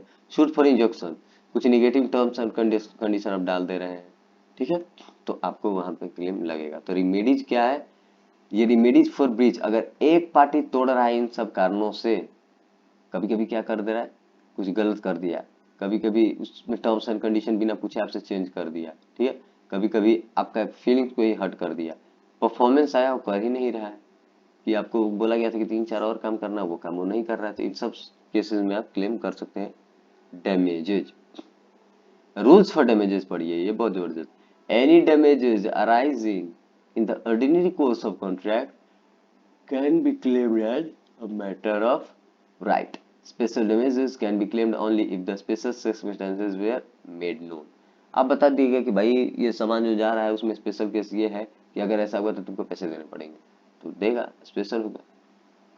आगे आइए, ये लिखा हुआ है कि remote damages can never be claimed, और रिमोट बहुत दूर का नहीं किया जा सकता claim under quasi contract can B claim. Quasi contract वही कॉन्ट्रैक्ट जो कि लॉ बना देता है दोनों के बीच में। अब देखिए कॉन्टीजेंट कॉन्ट्रैक्ट, कॉन्टीजेंट कॉन्ट्रैक्ट मतलब जो बाद में डिपेंड हो, फ्यूचरिस्टिक, उसे कॉन्टीजेंट कॉन्ट्रैक्ट होता है। Dependent on happening of an event, अगर हैपनिंग होगा तो वही, या फिर नॉन हैपनिंग होगा तो भी contingent contract. Dependent on a third party, किसी थर्ड चीज पे डिपेंडेंट। मैं और आप आपने कॉन्ट्रैक्ट किया, मैंने बोला कि मेरा सेब फर जाएगा तो मैं तुमको बेच दूंगा, मतलब वो सेब पे डिपेंडेंट है। डिपेंडेंट ऑन इम्पॉसिबल इवेंट, अगर मान लीजिए मैंने बोला कि अगर 10 दिन के बाद धरती समा गई मेरे को छोड़कर तो मैं तुमको 1 अरब दूंगा, तो इम्पॉसिबल इवेंट है। अब वो जो है ना, वो कोई कॉन्ट्रैक्ट नहीं है, वाइड कॉन्ट्रैक्ट है। अब कॉन्टीजेंट कॉन्ट्रैक्ट क्या होता है, वैलिड होता है। क्वासी कॉन्ट्रैक्ट वही जिसको लॉ एस्टेब्लिश करता है, जिसमें आप एक कॉन्ट्रैक्ट हो जाए, जैसे आपने किसी को नेसेसरी के लिए सप्लाई किया है माइनर को, तो उस पैसे को आप बाद में ले सकते हैं, कॉन्ट्रैक्ट माना जाएगा।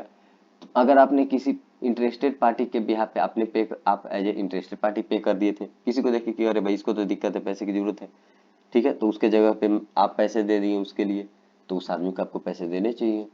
ठीक है, ये सब क्या है, क्वासी कॉन्ट्रैक्ट मतलब लॉफुल, जो लॉ कहता है।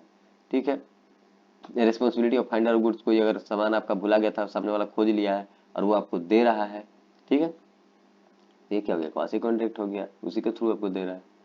आगे आते हैं, आगे आइए, पार्टनरशिप। देखिए सेल्स ऑफ गुड्स एक्ट भी होगा आगे, उससे पहले पार्टनरशिप। पार्टनरशिप किसे कहते हैं, जिसमें एग्रीमेंट हो, 2 से 2 ज्यादा पर्सन हो, और शेयर प्रॉफिट का हो, बिजनेस होनी चाहिए।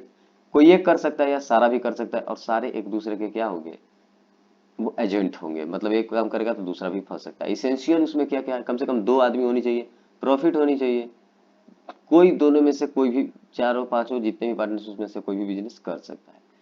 टेस्ट कैसे करेंगे पार्टनरशिप भाई, पहले ये चीज देखेंगे कि एग्रीमेंट है उन दोनों के बीच में कि नहीं, डीड है उन लोगों के बीच में कि नहीं जो पार्टनर्स हैं, और ये देखेंगे कि प्रॉफिट है कि नहीं, और एजेंट है कि नहीं एक दूसरे का। ठीक है, अगर ऐसा है तो वो जो है वो प्राइमा फेसी एविडेंस है पार्टनरशिप का। एक तो प्रॉफिट, दूसरा कि 2 पार्टी, तीसरा कि वो सभी एक दूसरे पे डिपेंडेंट होने चाहिए, एक दूसरे के एक्ट से इफेक्टेड होने वाले।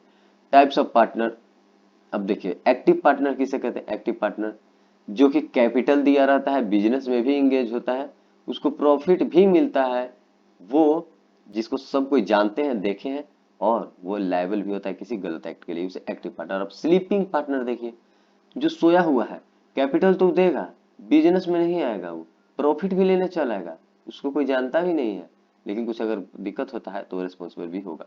यानी 2 चीजें, बिजनेस में नहीं आएगा वो, क्यों, क्योंकि स्लीपिंग है, सो रहा है, तो जब वो सो रहा है तो उसको कोई जानेगा भी नहीं, नो, बाकी हर चीजों में वो रहेगा।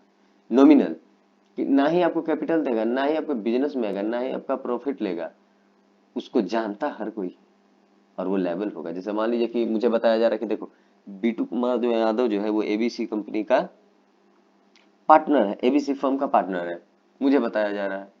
तो अगर मुझे बताया गया कि मैं उस चीज का पार्टनर हुआ, मैं चुप रहा, नॉमिनल पार्टनर हो गया, क्यों, क्योंकि मैंने कैपिटल तो दिया नहीं हूँ, ना ही मैं उस बिजनेस में हूँ, ना ही मुझे प्रॉफिट वहां का मिला है, बस वो लोग मुझे जान रहे हैं, और मैं लायबल रहूंगा अगर वो लोग मुझे जान रहे हैं तो। ठीक है, आगे आइए, पार्टनर इन प्रॉफिट। अब कुछ लोग होते हैं जो सिर्फ पार्टनर इन प्रॉफिट होता है, उनको सिर्फ प्रॉफिट दिया जाता है, जैसे कोई अगर माइनर है, ठीक है, उसको, या फिर कोई लीगल रिप्रेजेंटेटिव, तो उन लोगों को सिर्फ वही मिलता है। सब पार्टनर, सब पार्टनर्स मतलब पार्टनर के पार्टनर्स जो हो गए वो सब पार्टनर्स हो गए, उसके बिलो।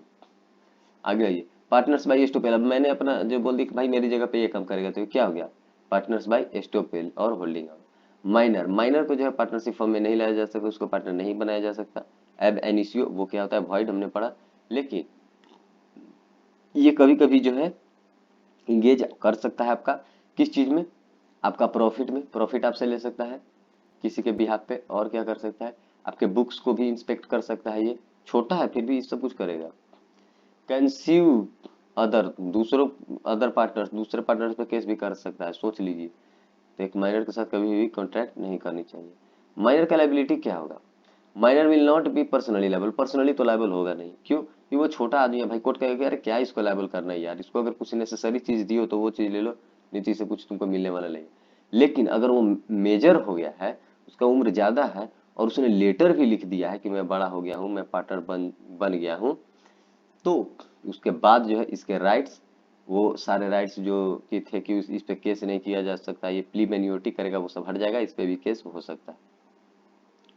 अब राइट्स क्या क्या है पार्टनर्स के, आप खुद सोचिए ना क्या क्या राइट्स है।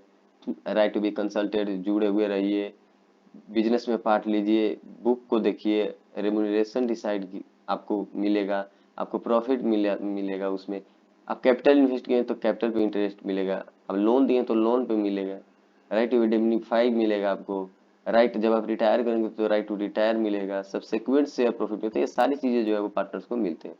अब ड्यूटी क्या करना, क्या क्या है पार्टनर को, देखिए राइट तो हो गया कि बहुत फायदा, पार्टनर को जो है बिजनेस को कॉमन एडवांटेज के बेसिस पे चलाना है, फेथफुल होनी चाहिए, लीगल रिप्रेजेंटेटिव आना चाहिए अगर किसी पार्टनर को कुछ प्रॉब्लम हो रहा है तो, ठीक है। सारे पार्टनर्स जो है वो लायबल होंगे अगर किसी एक ने गलती किया है तो, सारे पार्टनर जो है diligently to attend the duties relative, हाँ उनको अपने ड्यूटीज भी डिलीजेंटली जो है वो जाना है वहाँ पे, और he can not claim remuneration for participating in the business of the, हाँ रेम्यूनरेशन नहीं क्लेम कर सकता पार्टनर, थोड़े करेगा claim. All partners are liable to contribute equally to the loss sustained by the firm, कुछ भी अगर लॉस होता है फर्म को तो सारे इक्वली लायबल होंगे, अनलिमिटेड लायबिलिटी, ये सारे पॉइंट्स आगे आइए। पार्टनरशिप प्रॉपर्टी किसे कहते हैं? कोई भी स्टॉक जो पार्टनरशिप में है उसे पार्टनरशिप प्रॉपर्टी कहते हैं। The term partnership property, partnership assets और ज्वाइंट स्टॉक, कॉमन स्टॉक और joint state all denotes the rights, liability and interest to which the firm may be entitle, जो कि उसको मिलने वाला उसे प्रॉपर्टी का, तो उसे कुछ लाभ है, इसको कैसा लाभ, इंटरेस्ट मिलेगा, तो उसे कहते हैं partnership property. All property rights and interest that the partner में have brought into the common stock at their contribution, okay, all the property rights interest purchased by firm for the purpose of the business of the firm, ये सारे जो चीजें हैं वो property होती है। Goodwill भी प्रॉपर्टी। आगे आइए, personal profits earn by partner, मान लीजिए किसी ने पर्सनल प्रॉफिट किया हो, बिजनेस का नाम नहीं लिया हो, तब तो फर्म जो है वो उससे क्लेम कुछ भी नहीं करेगा, लेकिन मान लीजिए उसने फर्म के बेस पे कुछ क्लेम किया हो, कुछ पार्ट प्रॉफिट अर्न कर दिया हो, तो उसे फर्म को देना होगा। अगर नहीं दे रहा है तो डैमेजेस देना होगा। इम्प्लाइड अथॉरिटी, इम्प्लाइड अथॉरिटी मतलब ऐसी अथॉरिटी जो कि रिटेन तो नहीं है लेकिन उतना परफॉर्म वो कर सकता है। जैसे देखिए पार्टनर्स का जो है वो लिमिटेड रहता है उनका पावर, लेकिन इमरजेंसी केस में क्या है ना, उन लोग को ज्यादा पावर भी वो लोग यूज कर सकते हैं। तो authority of the partner to act on behalf of the firm and bind the firm by his act, firm deals, ये तो एग्जाम्पल है, इसको देखने की जरूरत नहीं है। if the act is not done in usual course, अगर वो नहीं किया गया, but there to her part, क्या लिखा है, there to partners ratify it is valid, okay सही है। if useful act is done in an unusual manner, duty of third party to confirm with other before acting होनी है। देखिए अभी इतने सारे पार्टी हो, सभी एक ही हो, ठीक है, पार्टनर्स तो बहुत सारे, अगर कुछ एक्ट ऐसा है गलत है तो उस चीज को देखना होगा।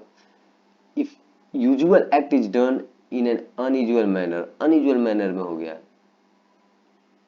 तब third party to confirm, third party confirm कर सकते। एक्ट्स बियॉन्ड इंप्लाइड अथॉरिटी, वही मैं बात कर रहा था कि अगर इमरजेंसी केस है तो आप ज्यादा भी यूज कर सकते हैं, आप इमूवेबल प्रॉपर्टी को एक्वायर कर सकते हैं, ट्रांसफर कर सकते हैं, इम्प्लाइड अथॉरिटी की बात कर रहा है, ये सब कुछ कर सकते हो, तो बहुत कुछ जो है ड्रॉ कर सकते हैं, हाँ प्रोसीडिंग अगर है तो रिलीक्विश कर सकते हैं, कोई क्लेम फ्लेम है, banking account on behalf of the firm और ऑन नाम खोल सकते हैं। तो ये सब क्या चीजें हैं, ये सारी चीजें वैसी एक्ट जो इम्प्लाइड अथॉरिटी के बाहर होती है। इम्प्लाइड अथॉरिटी मतलब जो लिखा नहीं गया, आपको पावर उतना नहीं दिया गया। एक्सटेंशन और रेस्ट्रिक्शन इम्प्लाइड अथॉरिटी, अब कहाँ तक पावर उनको दिया जाता है कहाँ तक नहीं। The implied authority of partner can either be extended or restricted by the express agreement, करके रिटन एग्रीमेंट में जितना पावर लिखा गया उतना ही पावर उनके पास रहेगा। उससे ज़्यादा नहीं रहेगा। डिसोल्यूशन ऑफ पार्टनरशिप, देखिए अब पार्टनरशिप ही डिजोल्व हो जाता है, कभी कभी डूब जाता है, कभी कभी कोर्ट डुबा देता है कि तुम इलीगल काम कर रहे हो, कभी कभी पता चला कि सारे पार्टनरशिप मर गए, पता चला कि आप कभी पार्टनर्स को जिससे निकाल रहे हैं वो इलीगली निकाल रहे हैं, या फिर ये पता चला कि आपका जो बिजनेस है वो गलत धंधा कर रहा है, अब वो टिकने वाला नहीं है, बंद होने वाला है। तो इस ये सब केसेस है जिसमें पार्टनरशिप टूट सकता है। या फिर म्यूचुअल एग्रीमेंट से अगर आप लोग बनाए हैं और वो एग्रीमेंट का टाइम पूरा हो गया हो तो उसको हटाना ही पड़ेगा कॉन्ट्रैक्ट को। अब रजिस्ट्रेशन ऑफ पार्टनरशिप, पार्टनरशिप का रजिस्ट्रेशन करवाते हैं, कोई जरूरी नहीं, ठीक है, एलएलपी के लिए कंपलसरी है, हमारे लिए जरूरी नहीं है। Registration of partnership is optional but desirable. Disability of unregistered form, अगर आप अनरजिस्टर्ड फॉर्म है तो आपको क्या क्या प्रॉब्लम फेस करना पड़ सकता है। भाई आप केस नहीं कर सकते, आप थर्ड पार्टी पर ब्लेम नहीं लगा सकते, लेकिन आप पर केस किया जाएगा, आप पर ब्लेम लगा दिया जाएगा, आपको हमेशा जो है वो डैमेजेस पे करने पड़ेंगे अगर आप रजिस्टर्ड नहीं है। वही डिसोल्यूशन ऑफ फॉर्म है, इसमें लिखा कि कभी कभी कोर्ट कर देती है और कभी कभी जो है वो बिना कोर्ट के। मान लीजिए कि हमने एग्रीमेंट के तहत पार्टनरशिप बनाया था, तो जैसे वो एग्रीमेंट पूरा हुआ हमने पार्टनरशिप खत्म कर दी, मैंने किसी टाइम के लिए बनाया था और टाइम आया मैंने उस चीज को खत्म कर दिया। लेकिन जब कोर्ट बंद करता तो कब करेगा, जब आप मान लीजिए कुछ इलीगल कर रहे हैं, ठीक है, इलीगल धंधा कर रहे हैं तो आपको बोलेगा कि बंद कर दो, मिसकंडक्ट कर रहे हैं तो बोलेगा बंद करो, और लगातार लॉस में चलो, बोला क्यों यार इंडिया में हो जाओ हटो, इतना लॉस कर दो। तो ये सारी चीजें जो है वो कोर्ट कहती है। आगे बस खत्म है। ऑर्डर ऑफ पेमेंट, ये तो वही टॉपिक हो गया, ठीक है। Order of payment, outside liability, partners advance, partners capital और surplus distributed among the year after in case, करके आपको पेमेंट कैसे करना है। फर्म तो डिजोल्व हो गया, आपका बिक गया, खत्म। सबसे पहले आपको लायबिलिटी जो बाहर वाले आपको दिए थे उसको दीजिए, आपका बिजनेस बंद हो गया है, ठीक है, तो पैसा जो बचा तो आप क्या करेंगे, सबसे पहले आप लायबिलिटी को सेटल करेंगे, या फिर कोई पार्टनर आपको लोन दे के रखा था तो उस पार्टनर को देंगे। फिर आ जाएंगे पार्टनर्स कैपिटल में, उन लोग का जो बचा हुआ है वो पार्टनर्स कैपिटल के थ्रू देंगे, और फिर भी बच गया तो प्रॉफिट शेयरिंग रेशियो में सारे पार्टनर बांट लेंगे। Dissolution of firm due to the fraud of a partner, अगर कोई पार्टनर गलती किया है और फर्म के बिहाफ पे नहीं किया है वो पर्सनली लायबल होगा। अब पढ़िए, exercise lean on the surplus, मतलब जो बचा हुआ है उस पे आप लीन कर सकते हैं। Dissolution of the partnership due to the fraud of a partner, recover कर सकते हैं expenses paid on behalf of the firm. अब देखिए, recover the loss from the fraudulent partner, कुछ भी सबसे रिकवर कर सकता है। Dissolution of a partnership due to fraud of a partner, अगर उसने पार्टनर ने फ्रॉड किया है तो उसको जो एक्सपेंसेस बियर करने पड़ेंगे, किसको, जो पार्टनर्स हैं उनको, एक ने गलती किया तो सारे नहीं भुगतेंगे। आगे आइए, आपने गलती की तो आप भुगतिए। अब ऐसा नहीं है कि मतलब पर्सनली अगर उसने वैसा किया हो, बिजनेस के साथ अगर उसने ऐसा किया हो तब तो उसे खुद ही हैंडल करना हो। Dissolution of the firm due to the fraud of partner, अब पार्टनर लगातार ऐसी गलती कर रहा है जिससे मतलब एकदम कंपनी डूबने वाली है तो डूब जाएगी। रिटर्न ऑन प्रीमियम पेड, अब पार्टनर पेज प्रीमियम, हम लोग पे करते हैं, मान लीजिए प्रोस्पेक्टस लिए तो प्रीमियम पे करते हैं उस पे, and the firm is dissolve before the time of partner paying the premium can claim return on the premium paid. हाँ, अगर वहां पे पार्टनर कोई जो है वो प्रीमियम पे कर रहा है, ठीक है, वो रिटर्न भी प्रीमियम पे क्लेम कर सकता है।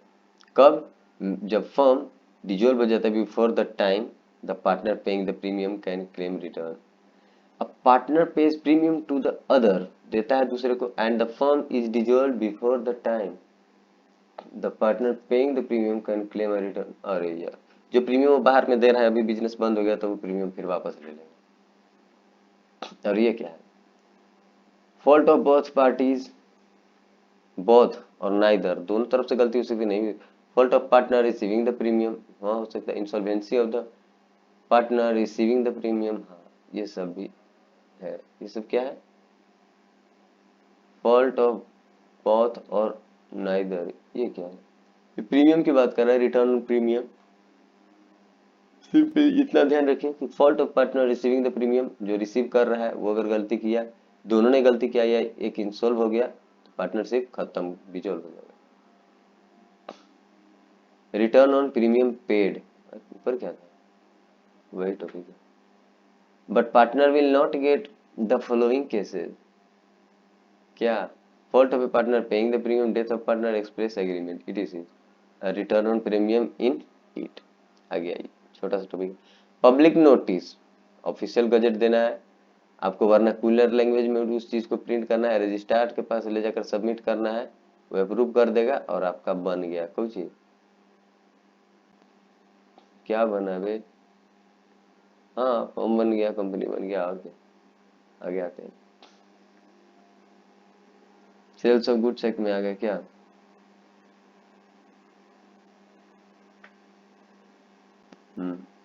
देखिए इस लास्ट टॉपिक को एक बार देख लीजिए कि आपको जो है ऑफिशियल गैजेट के पास जाना है, पब्लिक नोटिस अगर आपको देना है तो क्या होगा, वर्नाक्यूलर लैंग्वेज में पहले आपने निकालिए आपको जो कुछ भी काम करवाना है कंपनी में, और उसको रजिस्ट्रार के पास रजिस्टर करवाइए, और अगर फॉर्म रजिस्टर है तो रजिस्ट्रार के पास नहीं है तो रजिस्टर करवाइए। बस खत्म कहानी, यही है पब्लिक नोटिस का। पब्लिक नोटिस हम देते हैं तो हम रजिस्ट्रार का अप्रूवल जरूर लेते हैं, यही बात है। सेल्स ऑफ गुड्स एक्ट अब पढ़िए। देखिए सेल्स ऑफ गुड्स एक्ट क्या करता है कि एक होता है ट्रांसफर, मतलब सीधे सामान जो है दे दिए, ऑनरशिप चला गया उसके पास। एक होता है एग्रीज टू ट्रांसफर या एग्रीमेंट टू सेल, जिसमें ऑनरशिप अभी नहीं गया है। ऑनरशिप मतलब प्रॉपर्टी इन गुड्स, ठीक है। आ गया essential for contract of sale, क्या होनी चाहिए, बायर सेलर दोनों होनी चाहिए। हाँ, उसमें गुड्स सामान होनी चाहिए, सर्टेन होनी चाहिए, प्रेजेंट होनी चाहिए। ये क्या हो गया, वो हो गया contract, ideal contract, ideal contract of sale. अब देखिए गुड सामान किसको कहते हैं, जो अभी हो या फिर फ्यूचर में हो या फिर किसी चीज के हैपनिंग और नॉन हैपनिंग पे डिपेंडेंट हो, उसे कहते हैं गुड सामान। खत्म। अब आप कहेंगे हाँ एग्जिस्टिंग तो समझ में आ रहा है कि अभी वो मेरे गोडाउन में जैसे 1 किलो नमक, ये क्या हो गया एग्जिस्टिंग। फ्यूचर कि बाद में अगर वीट होगा तो मैं आपको दूंगा, तो ये क्या हो गया, ये हो गया फ्यूचर। कंटीजेंट, ये डिपेंडेंट करता है इवेंट पे, जैसे कि बरसात होगी तो ये इतना उपज होगा, चलो चले लगा लेते हैं, उसी कॉन्ट्रैक्ट बना देते हैं, तो ये चीजें होती है। आगे आइए, स्पेसिफिक, जो स्पेशल चीजों तक की जाती है। टीम भी है, मतलब किसी भी स्पेशल पर्सन के प्रति जो बनाया गया है वो स्पेसिफिक होता है। अगला है असर्टेन। असर्टेन मतलब जिस सामान को पकड़ के आप अलग रख चुके हैं बेचने के लिए उसे असर्टेन। अनअसर्टेन, जिस सामान कभी आप उठाए ही नहीं है ना ही अलग रखे हैं बेचने के लिए, उसे अनअसर्टेन। फिर अब प्राइस कैसे फिक्स करते हैं किसी भी सामान का, आप क्या करते हैं, पहले एग्रीमेंट बनाते हैं, फिर म्यूचुअल डील करते हैं, और थर्ड पार्टी भी उसमें इंगेज करवा सकते हैं हम लोग कि थर्ड पार्टी जो है वो अपना व्यू दे दे प्राइस डिटरमाइन में। लेकिन थर्ड पार्टी वाला व्यू जो है वो हमेशा गलत होता है। तो दो पार्टी को कैसे करनी चाहिए, एग्रीमेंट बनाइए, दोनों एग्री कर जाइए प्राइस के लिए जब कॉन्ट्रैक्ट कर रहे हैं तो, या फिर म्यूचुअली डील कर लीजिए। लेकिन अगर थर्ड पार्टी अगर उस प्राइस को फिक्स किया है और बाद में रिफ्यूज कर रहा है तो कॉन्ट्रैक्ट क्या हो जाएगा, भॉइड हो जाएगा। भाई थर्ड पार्टी को तुमने क्यों लाया था ये पैसे के मामले में, ठीक है। डिलीवरी अब किसे कहते हैं, सामान का चले जाना। Transfer of possession of good, possession मतलब उसका फिजिकल एग्जिस्टेंस, वो तो फिजिकली चला जाएगा। पहला केस, मान लीजिए कलम मैंने बेचा, सामने वाला लिया और चला गया, तो ये क्या हो गया, एक्चुअल लिया और चला गया।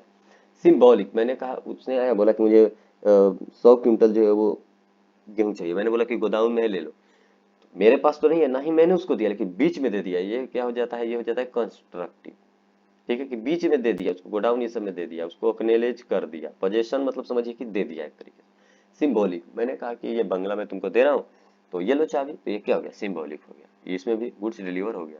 कंडीशन, कंडीशंस क्या है, मेन कोर, मेन ऐसी चीज जिसके लिए जो है वो कॉन्ट्रैक्ट ऑफ सेल बनता है, सेल किया जाता है किसी भी चीज को, तो उसे कहते हैं कंडीशन।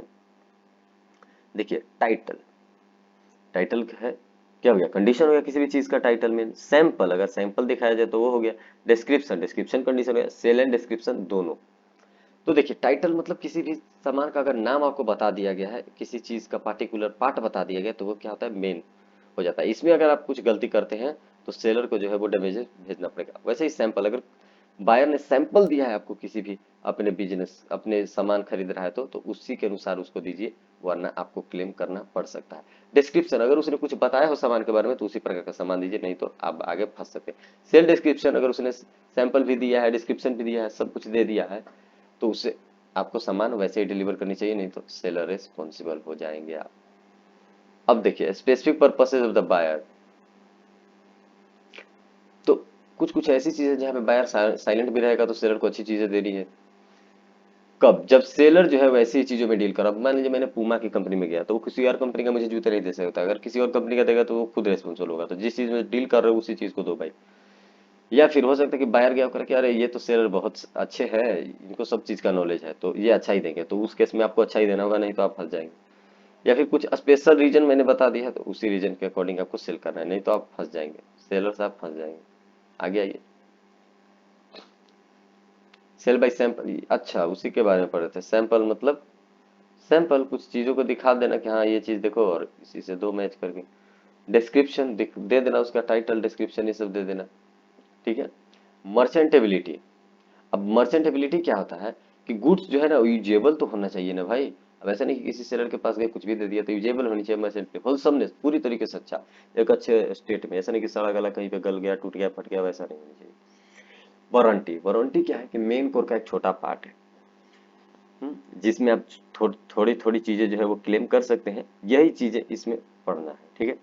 इसमें पता है आपको क्या क्या आते हैं कि आपको जो है वारंटी उसी चीज, वारंटी जो है देते समय आपको ये भी बताना चाहिए कि डिस्क्लोजर जो उसका फीचर है वो बता दीजिए कि थोड़ा सा ये इस चीज में डेंजरस है। जैसे मैंने तेजाब खरीदने गया तो अब एक सेलर को बता देना चाहिए कि भैया कैसे कैसे प्लास्टिक में इसको रखना है, नहीं तो ये डेंजरस हो सकता है। क्वालिटी फिटनेस उसमें होनी चाहिए, ऐसा नहीं कि कुछ भी सामान दे दिया। तो वारंटी समझे, मेन चीज जो कि एकदम स्ट्रांग होनी चाहिए, होलसमनेस होनी चाहिए, और जैसा हमने सैंपल दिया वैसे ही होनी चाहिए। मैंने मोबाइल खरीदने गया, मैं बोल दिया कि इस तरीके का मोबाइल चाहिए 4G 5G, ऐसा तो क्या वो हो गया आपका कंडीशन। वारंटी, वारंटी मतलब छोटा चीज है, जैसे बाद में कुछ प्रॉब्लम उसमें आ गया, अब सीधा मोबाइल खत्म हो गया तो वो तो क्या हो गया, वो तो कंडीशन खत्म हो गया हमारा। वारंटी मतलब कुछ टूट गया, डिस्प्ले पे स्क्रैच आ गया, तो ये सब वारंटी है, ठीक है। छोटी छोटी चीजें, क्वालिटी, ये सब पे डिपेंड करती है। सेवी अटेम्प्टर एक आता है बहुत इंपॉर्टेंट। सेवी अटेम्प्टर क्या कहता है कि बायर ही रिस्पॉन्सिबल होगा हमेशा, अगर सामान वो ले गया और वो सामान बाद में गलत हुआ तो, ठीक है। उसको पहले जांच कर लेनी चाहिए कि सामान सही है कि नहीं। सही बात है ये चीज। लेकिन कुछ कुछ केसेस है जहाँ पे बायर जो है रिस्पॉन्सिबल नहीं है, कुछ नहीं भी बोला है तो सेलर को जो है वो रिटर्न लेना पड़ेगा। कौन कौन सी केसेस, अगर बायर जो वो सैंपल दिखा दिया था आपको तो उसको बोलने की जरूरत नहीं थी, मैंने सैंपल दिया कि भाई ऐसा लीजिए, ऐसा ध्यान दीजिए, मैंने उसको ध्यान दिखाया। अब वैसा अगर वो नहीं दिया तो वो खुद रिस्पॉन्सिबल होगा। मैंने डिस्क्रिप्शन दिया, ठीक है, कि हाँ ऐसा चीजें मुझे दो, लिखा हुआ है उसमें, तो उसको वैसी चीजें ही देनी चाहिए।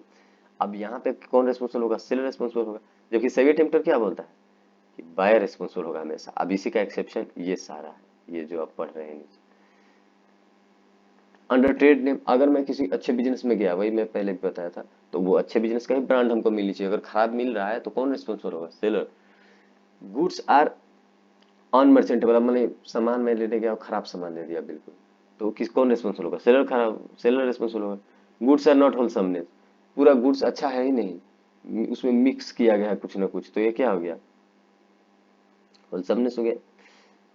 मतलब होलसमनेस नहीं हुआ वो अच्छी, होलसमनेस मतलब परिपूर्ण, पूरी तरीके से अच्छा। The goods are not fit for the buyer specific purpose. अब मैंने बोला कि भैया मुझको लिखने के लिए कलम दीजिए, अब वो उठा मार्कर दे दिया हमको, तो क्या मार्कर में एग्जाम से लिखनी, नहीं तो जैसा जो है वो फिट रहे जिस चीज बायर के अकॉर्डिंग, तो वैसा ही देना चाहिए, वरना खुद ही रिस्पॉन्सिबल होगा सेलर। और अगर सेलर फ्रॉड से बेचा है तो सेलर ही रिस्पॉन्सिबल होगा। तो सेवियर टेम्पटर क्या कहता है कि हमेशा बायर रिस्पॉन्सिबल होगा, हमेशा कुछ भी गलती हुआ तो। लेकिन सेवियर टेम्पटर की कुछ एक्सेप्शंस है, जैसे अगर बायर ने कुछ सैंपल दिखा दिया था तो अगर आपने सैंपल नहीं दिया तो आप रिस्पॉन्सिबल हो गया एज ए सेलर। आगे आइए, अब प्रॉपर्टी ट्रांसफर कैसे होती है। प्रॉपर्टी इन द गुड्स, जो प्रॉपर्टी है गुड्स में, जो सामान में एक प्रॉपर्टी होती है, एक फीचर होता है, उसे क्या कहते हैं, ऑनरशिप ऑफ द गुड्स, ठीक है। अब पोजेशन ऑफ गुड्स मतलब फिजिकल गुड्स, सामान का जो एक्चुअल में उसका जो स्थान है, उसका जो जगह जितना वो कैप्चर कर सकता है, वो सारी चीजें क्या हो गया, पोजेशन हो गया। Passing of risk, risk pass with ownership, जैसे ही मैंने इधर से अपना ऑनरशिप दे दिया आपको, आप मेरे तरफ से मेरे सामान खरीद लिए, ऑनरशिप आपके पास चल गया, तब सारा रिस्क आपके पास, सामान टूटेगा तो आप समझिए। Time for transfer of ownership, देखिए time for transfer of ownership का मतलब है कि कब ओनरशिप पास होगा। तो देखिए, intention of the party is not known, intention पता ही नहीं है कब, स्पेसिफिक हो सकता है या अनसर्टेन हो सकता है। अब ओनरशिप हम पास कर रहे हैं, ठीक है, मतलब बिजनेस में अगर मैं सामान बेच रहा हूं तो उसका जो रियल टाइटल है, अब वो किसका होगा, कौन उसका मालिक होगा। Intention of the party is not known और intention of the party is known.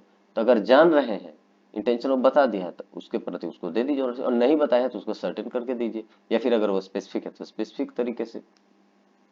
आगे स्पेसिफिक गुड्स और अनसर्टेन गुड्स, ये देखिए फिर से आ गया। स्पेसिफिक गुड्स मतलब स्पेशल गुड्स, जिसको स्पेसिफिक गुड्स मतलब एक स्पेशल गुड्स जो कि बेचने के जैसे स्थिति में हो, ठीक है। और ऑन अ सर्टेन गुड्स वैसे गुड्स जिसको अभी आप सर्टेन किए ही नहीं है बेचने के लिए, कुछ लाए ही नहीं है, पता नहीं कहाँ पे वो खोया हुआ है, ठीक है।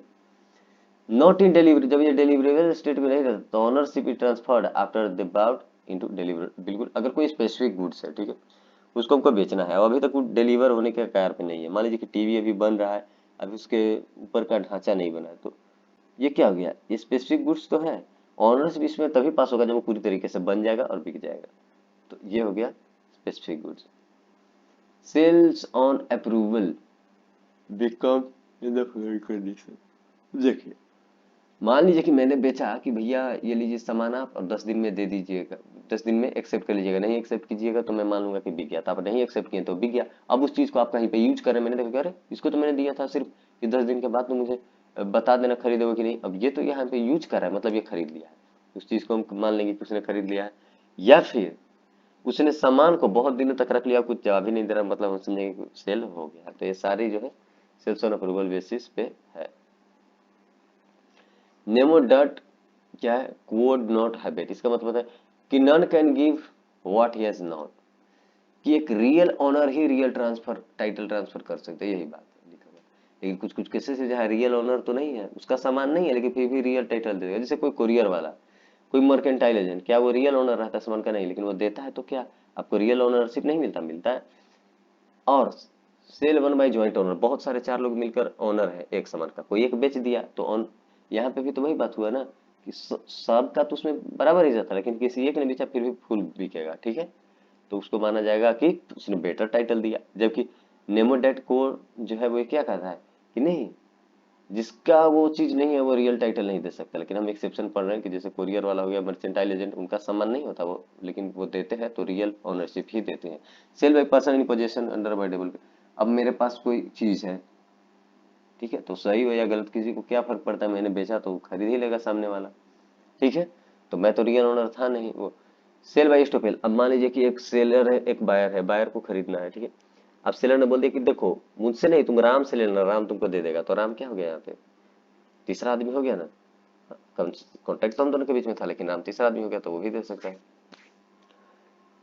अब देखिए, sale by person in possession after the sale, person है the possession of the goods और document of title after selling the goods and resale them in the sale is valid. हाँ, रीसेल आप कर सकते हैं, एक बार आप खरीद लिए तो बाद में बेच सकते हैं यार, ठीक है, मान लीजिए मैंने सेल किया, ठीक है, किसी को उसने एक्सेप्ट ही नहीं किया, मैंने उस सामान को लाया बेच दिया, ऐसा भी हो सकता है।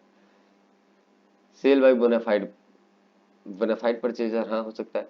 Sale by person before sale, अब पर्सन है the possession of the goods है, ठीक है, पोजेशन है आपके पास and not the ownership, ownership नहीं है सिर्फ पोजेशन है। Sale them to bona fide purchaser valid है, अब आपके पास किसको पता कि आपके पास ओनरशिप है कि नहीं, आपके पास सामान है तो आप बेच सकते हैं। सेल बाय अनपेड सेलर, हमको मान लीजिए कि मैंने बेचा सामान भेज दिया और उसने मुझे अभी पैसे नहीं दिए, तो मैं चाहूँ तो उसको बेच सकता हूँ कहीं भी, तो ये हो गया अनपेड सेलर। और पावनी और प्लेज, ये देखिए ये सब एजेंट ये सब आ गया, पावनी पॉनर ये सब जो आते हैं। फाइंडर ऑफ द गुड्स ये है, तो ये क्या हो गया, फाइंडर ऑफ द गुड्स, आप पढ़ेंगे क्वासी कॉन्ट्रैक्ट, वो हो गया। सेल बाय ऑफिशियल असाइनी, वो भी सेल कर सकता है, तो यहाँ पे ये सब रियल ओनर नहीं होते हैं। अब मान लीजिए मुझको कोई सामान मिला, फाइंडर ऑफ गुड्स जो हम क्वासी कॉन्ट्रैक्ट में पढ़ रहे थे, तो मैं तो ओनर नहीं हूँ, लेकिन मैं जो है अगर उस चीज को बेच दूं तो सामने वाले को तो लीगली मिलेगा, उससे कोई छीन भी नहीं सकता, ठीक है, हाँ तो लीगल होता है। तो और ये जो कह रहा था कि थर्ड पर्सन जो है उससे आप नहीं खरीद सकते, वो हमेशा इलीगल होता है, जिसका सामान है उसी से खरीदिए। तो भाई कोरियर वाला का सामान तो होता नहीं है, लेकिन हम तो कोरियर वाले से खरीदते हैं, तो क्या वो रियल ओनरशिप नहीं देता, देता।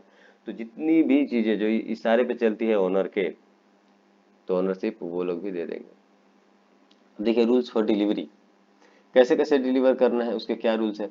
Delivery good image by doing anything which party is agreed shall be treated as delivery, करके जैसे पार्टी डिसाइड करे डिलीवर करने के लिए वैसे डिलीवर कीजिए। अगर वो पार्ट बोला है कि डिलीवर करो पहले तो पार्ट करो, अगर वो बोला है पहले अप्लाई करना है तो अप्लाई करो। Duty of buyer to apply for, buyer apply करेगा डिलीवरी के लिए। अगर कोई स्पेसिफिक कॉन्ट्रैक्ट नहीं है तो good must be delivered at the place at which they were at the time of sale. बिल्कुल, अगर सामान जो है उसका डेट टाइम फिक्स नहीं है तो एक रीजनेबल टाइम डेट फिक्स कीजिए, या फिर वो एक रीजनेबल टाइम पे जाएगा। अगर आपने ऑलरेडी रीजनेबल टाइम फिक्स किया तो उसी पे जाएगा। अगर आपने टाइम डिसाइड किया, प्लेस नहीं, तो भाई मिलकर अच्छे से फिर प्लेस डिसाइड कीजिए। ये सब कुछ पढ़ना था डिलीवरी के लिए। शुरुआत कैसे होगा, मान लीजिए कि सामने पहले आप सेलर के व्यू से देखिए कि वो पूछेगा कि अपना प्लेस बताइए, कहाँ जाएगा, कहाँ रखना है, फिर आप उस चीज को असेंड देंगे कि इस जगह पे उस जगह पे, और वो आकर दे देगा। ये रूल्स ऑफ डिलीवरी है। और हाँ, जो ये सब लिखा है सब कुछ भी आप देख सकते हैं कितना अच्छे से लिखा है कि delivery of part shall be deemed to be delivery of whole of the goods, intention to sever shall not be deemed to delivery of whole. कह रहा है कि अगर पार्ट में भी किए हैं तो पूरा माना जाएगा। Intention to sever shall not be deemed to be delivery of whole, कोई जरूरत नहीं है। Duty of buyer to apply, हाँ पहले आप बायर हैं, आप अप्लाई कीजिए। इस चीज को ऐसे समझिए, रूल्स फॉर डिलीवरी। सामान आने के लिए पहले आप सप्लाई के लिए अप्लाई किए, फिर वहां से सेलर रिस्पॉन्स देगा, फिर वहां से आप लोग जगह डिसाइड कीजिए। जगह डिसाइड करने के लिए म्यूचुअल कंसेंट जरूरी है। प्लेस डिसाइड कीजिए, प्लेस जगह डिसाइड कर लिए, उसके बाद टाइम डिसाइड कीजिए। हाँ अगर रीजनेबल टाइम ठीक है तो ठीक, नहीं है तो फिर म्यूचुअली डिसाइड कीजिए। ये सब कुछ चीजें जो है रूल्स फॉर डिलीवरी में आती है। देख रहे हैं कितना सारा। If seller delivers goods mixed with the goods of different description, buyer may accept the goods. बोला कि अगर सेलर जो है वो बहुत सारा मिक्स करके आपको सामान दिया, सामान तो दे दिया है सब कुछ, आप देख लिए कि रूल्स था, एक्सेप्ट किए, आप टाइम डिसाइड किया सब कुछ। अब सामान आपके पास है तो उसमें मिक्स है, तो आप चाहे तो पूरा एक्सेप्ट भी कर सकते हैं, पूरा आप डिनाई भी कर सकते हैं, या हो सकता है जो आपको चाहिए उस अगर सेपरेबल गुड्स है तो आप अपना जो चाहिए था उसको सेपरेट कर लीजिए, और जो नहीं चाहिए तो उसको भेज दीजिए और अपना रिफंड ले लीजिए। या फिर आप कर सकते हैं कि आपके पास अगर गलत सामान आया तो आप केस कर सकते हैं, या फिर आप क्या कर सकते हैं, आप क्लेम कर सकते हैं डैमेज, या फिर और क्या कर सकते हैं, अगर आपका वारंटी या कंडीशन में प्रॉब्लम है तो उसके जगह पे आप पैसे ले सकते हैं। हाँ, और इंस्टॉलमेंट आपको डिलीवरी नहीं मिलेगा, डिलीवरी डायरेक्टली मिलेगा। अब मैंने पैंट शर्ट ये सब किया तो ऐसा नहीं कि आज पहले पैंट आएगा फिर उसका हुक आएगा, ऐसा नहीं है, सारा एक ही बार आएगा बना बना, ठीक है। Delivery of goods of carrier is deemed to be a delivery of the goods to the buyer. अगर मैंने कोरियर वाले को दे दिया, सेलर का है, तो मान लीजिए कि मैंने बायर को ही दे दिया। अब डिटेरियरेशन बहुत दूर ले जा रहा है बेचारा, है वो लेकर आ रहा है बहुत दूर है। अब दूर किस चीज के लिए है, दूर है इस चीज के लिए क्योंकि मैं दूर हूं, एक बायर दूर रहता है तो क्या होता है, deterioration of goods which are incidental to the course of transit and the goods are sent to distant place shall be borne by the buyer even if the seller agrees to bear it। अब मैं उसको बहुत घुमा रहा हूँ career वालों, इधर लाओ उधर लाओ उधर लाओ, घुमा रहा हूँ, तो कौन बेयर करेगा खर्चा, मैं करूँ। The goods they are not previously be examined by the buyer, अगर बायर पहले नहीं देखा था तो उसके पास राइट है कि वो एग्जामिन कर ले, ठीक है। ये सब कुछ था सेल के बारे में। अनपेड सेलर के राइट क्या है, राइट अगेंस्ट गुड्स, वो सामान को अपने पास रख सकता है अगर वो अनपेड है। हाँ, अनपेड मतलब क्या कि मैंने उसने सामान भेज दिया, अब आपने उसको पैसे नहीं दिए तो क्या कर लेगा, सामान को अपने पास रख लेगा, राइट ऑफ लीन यूज कर लेगा वो, ठीक है। कब, जब सामान कैरियर पे था, अब जब तक वो सामान बायर के पास नहीं पहुंचे, चाहे हो सकता है वो गोडाउन में है, हो सकता है वो ट्रक पे या रुका हुआ वो इधर ही, तब तक वो क्या करेगा, अगर उसको पैसे नहीं मिले हैं तो अनपेड सेलर की बात कर रहे हैं, मतलब उसको पेड नहीं हुआ है, ये वो क्या करेगा, अपने सामान अपने पास रख लेगा। और वो क्या क्या कर सकता है, प्राइस के लिए केस करेगा, बोलेगा कि हम सामान भेज रहे थे तुमको दिक्कत हुआ, इंटरेस्ट हमको लाइए, डैमेजेज हमको लाइए, वो एक्सेप्ट नहीं किया तो बहुत हमको दिक्कत हो गया। और कॉन्ट्रैक्ट भी वो नहीं लिया तो कॉन्ट्रैक्ट भी कैंसिल, ये सारे डैमेजेज। वो क्या बोला कि पहले तो वो एक्सेप्ट नहीं किया तो कॉन्ट्रैक्ट खत्म हुआ, उसका पैसे लाओ। मुझे प्रॉब्लम हुई ट्रक ये सबसे भेज भेज रहा था मैं तुमको, तुम एक्सेप्ट ही नहीं करने वाले तो उसका मुझे खर्चा लाओ। मुझे विंडिक्टिव डैमेजेस चाहिए वो दो, मुझको इंटरेस्ट चाहिए, मुझे प्राइस चाहिए दो। अब right of stoppage in transit, वही अगर ट्रांजिट में अभी पहुंचा नहीं है तो सेलर क्या कर सकता है, अपना राइट ऑफ लीन यूज कर सकता है। And pay due to buyer's insolvency can stop the goods from being delivered and right comes to an end when the goods reach to the buyer। वही बात है कि अगर मान लीजिए कि इंसॉल्वेंट हो गया बायर, वो खरीद रहा था सामान, तो अपना सामान जो है ट्रांजिट में ही रोक कर वापस ला लेंगे। Notice to the buyer and wait for reasonable period of time. और रीसेल भी कर सकते हैं, मान लीजिए कि मैंने आपको बोला कि मैं आपको सामान दिया हूँ 10 दिन में एक्सेप्ट करो, अब मुझे पता चला कि नहीं नहीं वो जो है वो नहीं एक्सेप्ट करने वाला, तो मैं इधर से ही अपना सामान बुलवा लिया, अब मैं इसको बेच भी सकता हूँ फिर, किसी कोई दिक्कत की बात नहीं है। अब बायर का क्या क्या राइट्स है, सेलर का तो हमने देख लिया कि सेलर का क्या क्या राइट्स है। राइट्स यही है, क्लेम कर लेगा डैमेजेस, आप अगर लेट किए तो उसका क्लेम करेगा, आप लेट किए तो उसे डैमेजेस लेगा, अगर उसको एक्सेप्ट नहीं किया तो नॉन एक्सेप्टेड का पैसा लेगा, और साथ ही वो कॉन्ट्रैक्ट आप नहीं फुलफिल किए उसका लेगा पैसा। अब बायर क्या क्या कर सकता है, अगर मान लीजिए कि आपने सामान पहुंचाया नहीं तो उसके लिए क्लेम कर सकता है डैमेजेस। अगर कहा गया था कि इसी मोड से लाना, अभी इसी तरीके के स्टेज में, उस स्टेज में, उस स्थिति में आप नहीं लगे तो आपको डैमेजेस देना पड़ेगा। आप पर केस कर देगा वो कि देखिए सर हमको अच्छे से नहीं लाया, मोबाइल लाया तो एकदम बिगड़ा हुआ मोबाइल है ये। और क्या, मोबाइल के पैसे के लिए भी केस कर सकता है, 3-4 केसेस ये भी कर सकता है।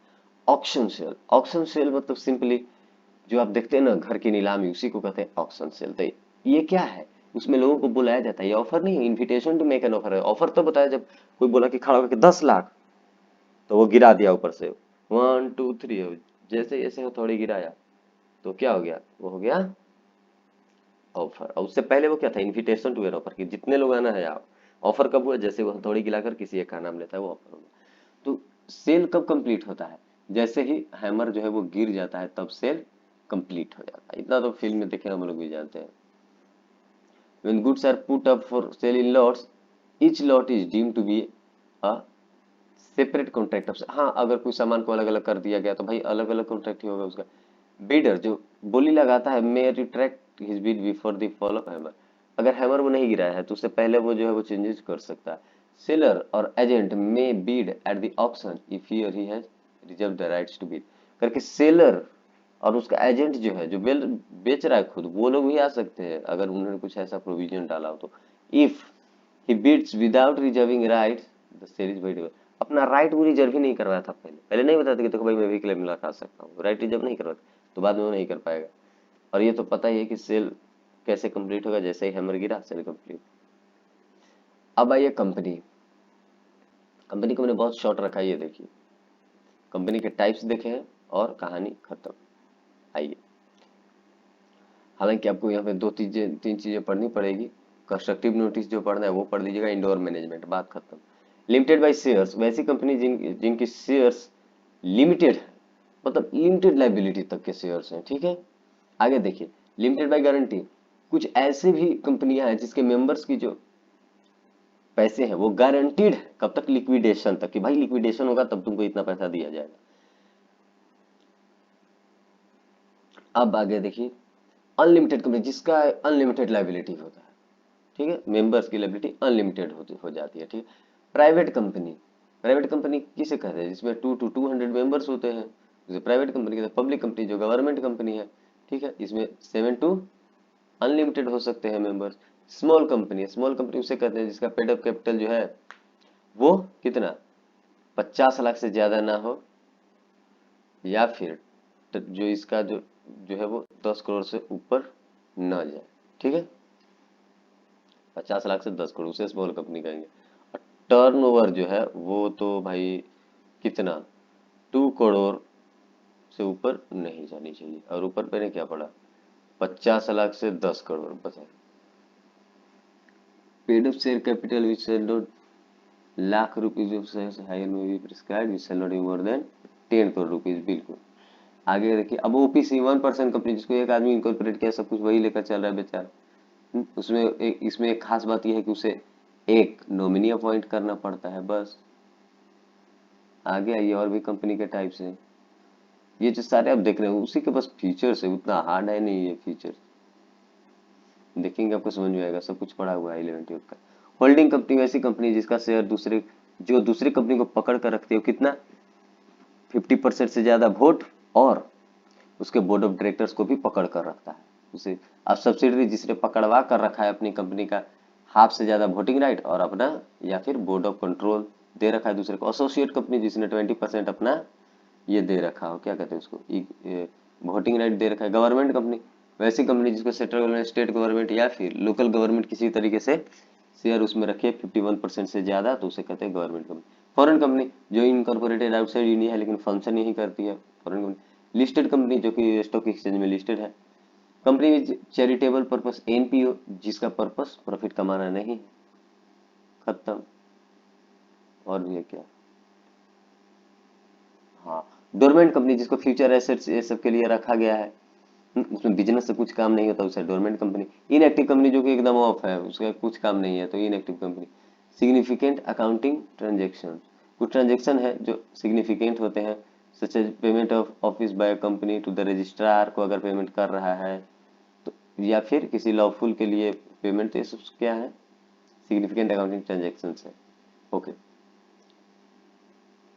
आगे देखते हैं इधर ही PFI public financial institution. Nidhi company company which has been incorporated as a Nidhi with the object of cultivating the habit of thrift. अच्छा, कॉस्ट को कम करने के लिए, मतलब खर्चे को कम करने के लिए हम एक और कंपनी क्रिएट करके रखते हैं ताकि हमारी बाकी कंपनी में खर्चा ना लगे, उसे कहते हैं निधि कंपनी। पब्लिक फाइनेंशियल इंस्टीट्यूशन, जो पैसे देती है हमें इंस्टीट्यूशन, वो पब्लिक फाइनेंशियल इंस्टीट्यूशन हो गया।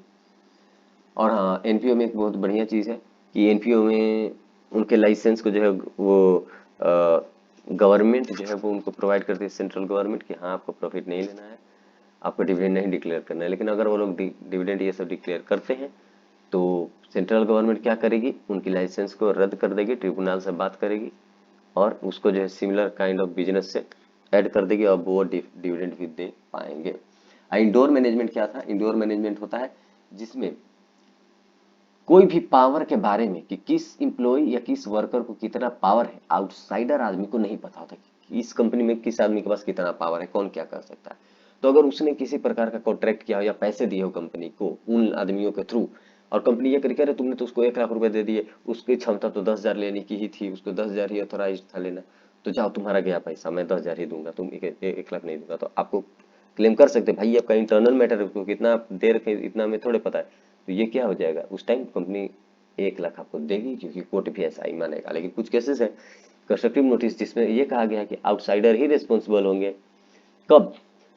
जब उन्होंने ऊपर बोर्ड पे नोटिस नहीं पड़ा। मान लो कि किसी कंपनी का ऑब्जेक्टिव यही है, वो लेना चाहता है, ये वो लोन लेता है, ठीक है, और काउंटर ए पे जो हार्डली से हार्डली जो है वो लिया जा सकता है वो है 10 लाख। अब आप गए और ऑब्जेक्टिव तो मेमोरेंडम ऑफ एसोसिएशन में होता है, तो वो चीज आप देखें कि हाँ भाई यहाँ पे वो 1 ही लाख ले सकता है और आप जबरदस्ती उसको 10 लाख दे दिए, तो अब कंपनी कहेगी क्यों, आप तो वो चीज तो पब्लिक डॉक्यूमेंट में ऊपर लिखा हुआ है कि ये आदमी इतना ही ले सकता है, अब क्यों दिया, अब जानबूझ कर दिए, तो जाइए आपका पैसा गया।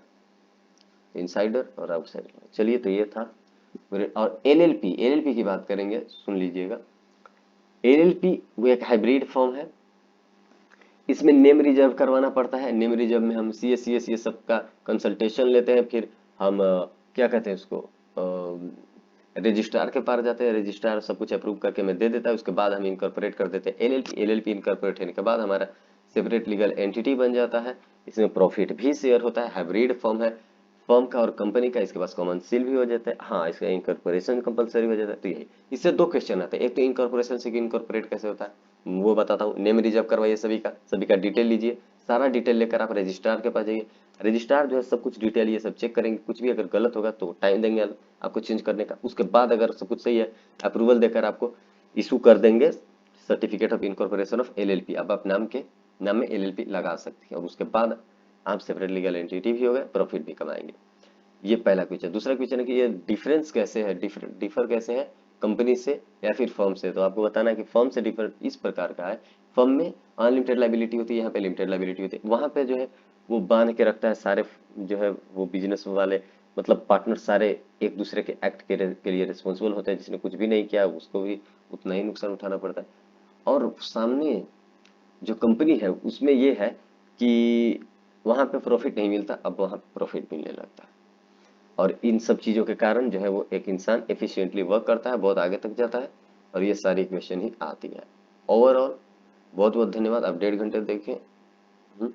आई होप आप बहुत चीज गैदर कर लिए होंगे, और ये सिर्फ रिवीजन था, ठीक है, ये रिवीजन था। अगर एक एक चैप्टर पढ़ाते तो कोई ऐसा एक चैप्टर नहीं है जो 4 से 5 घंटे से कम का, एक्सेप्ट एलएलपी। ठीक है, जय हिंद।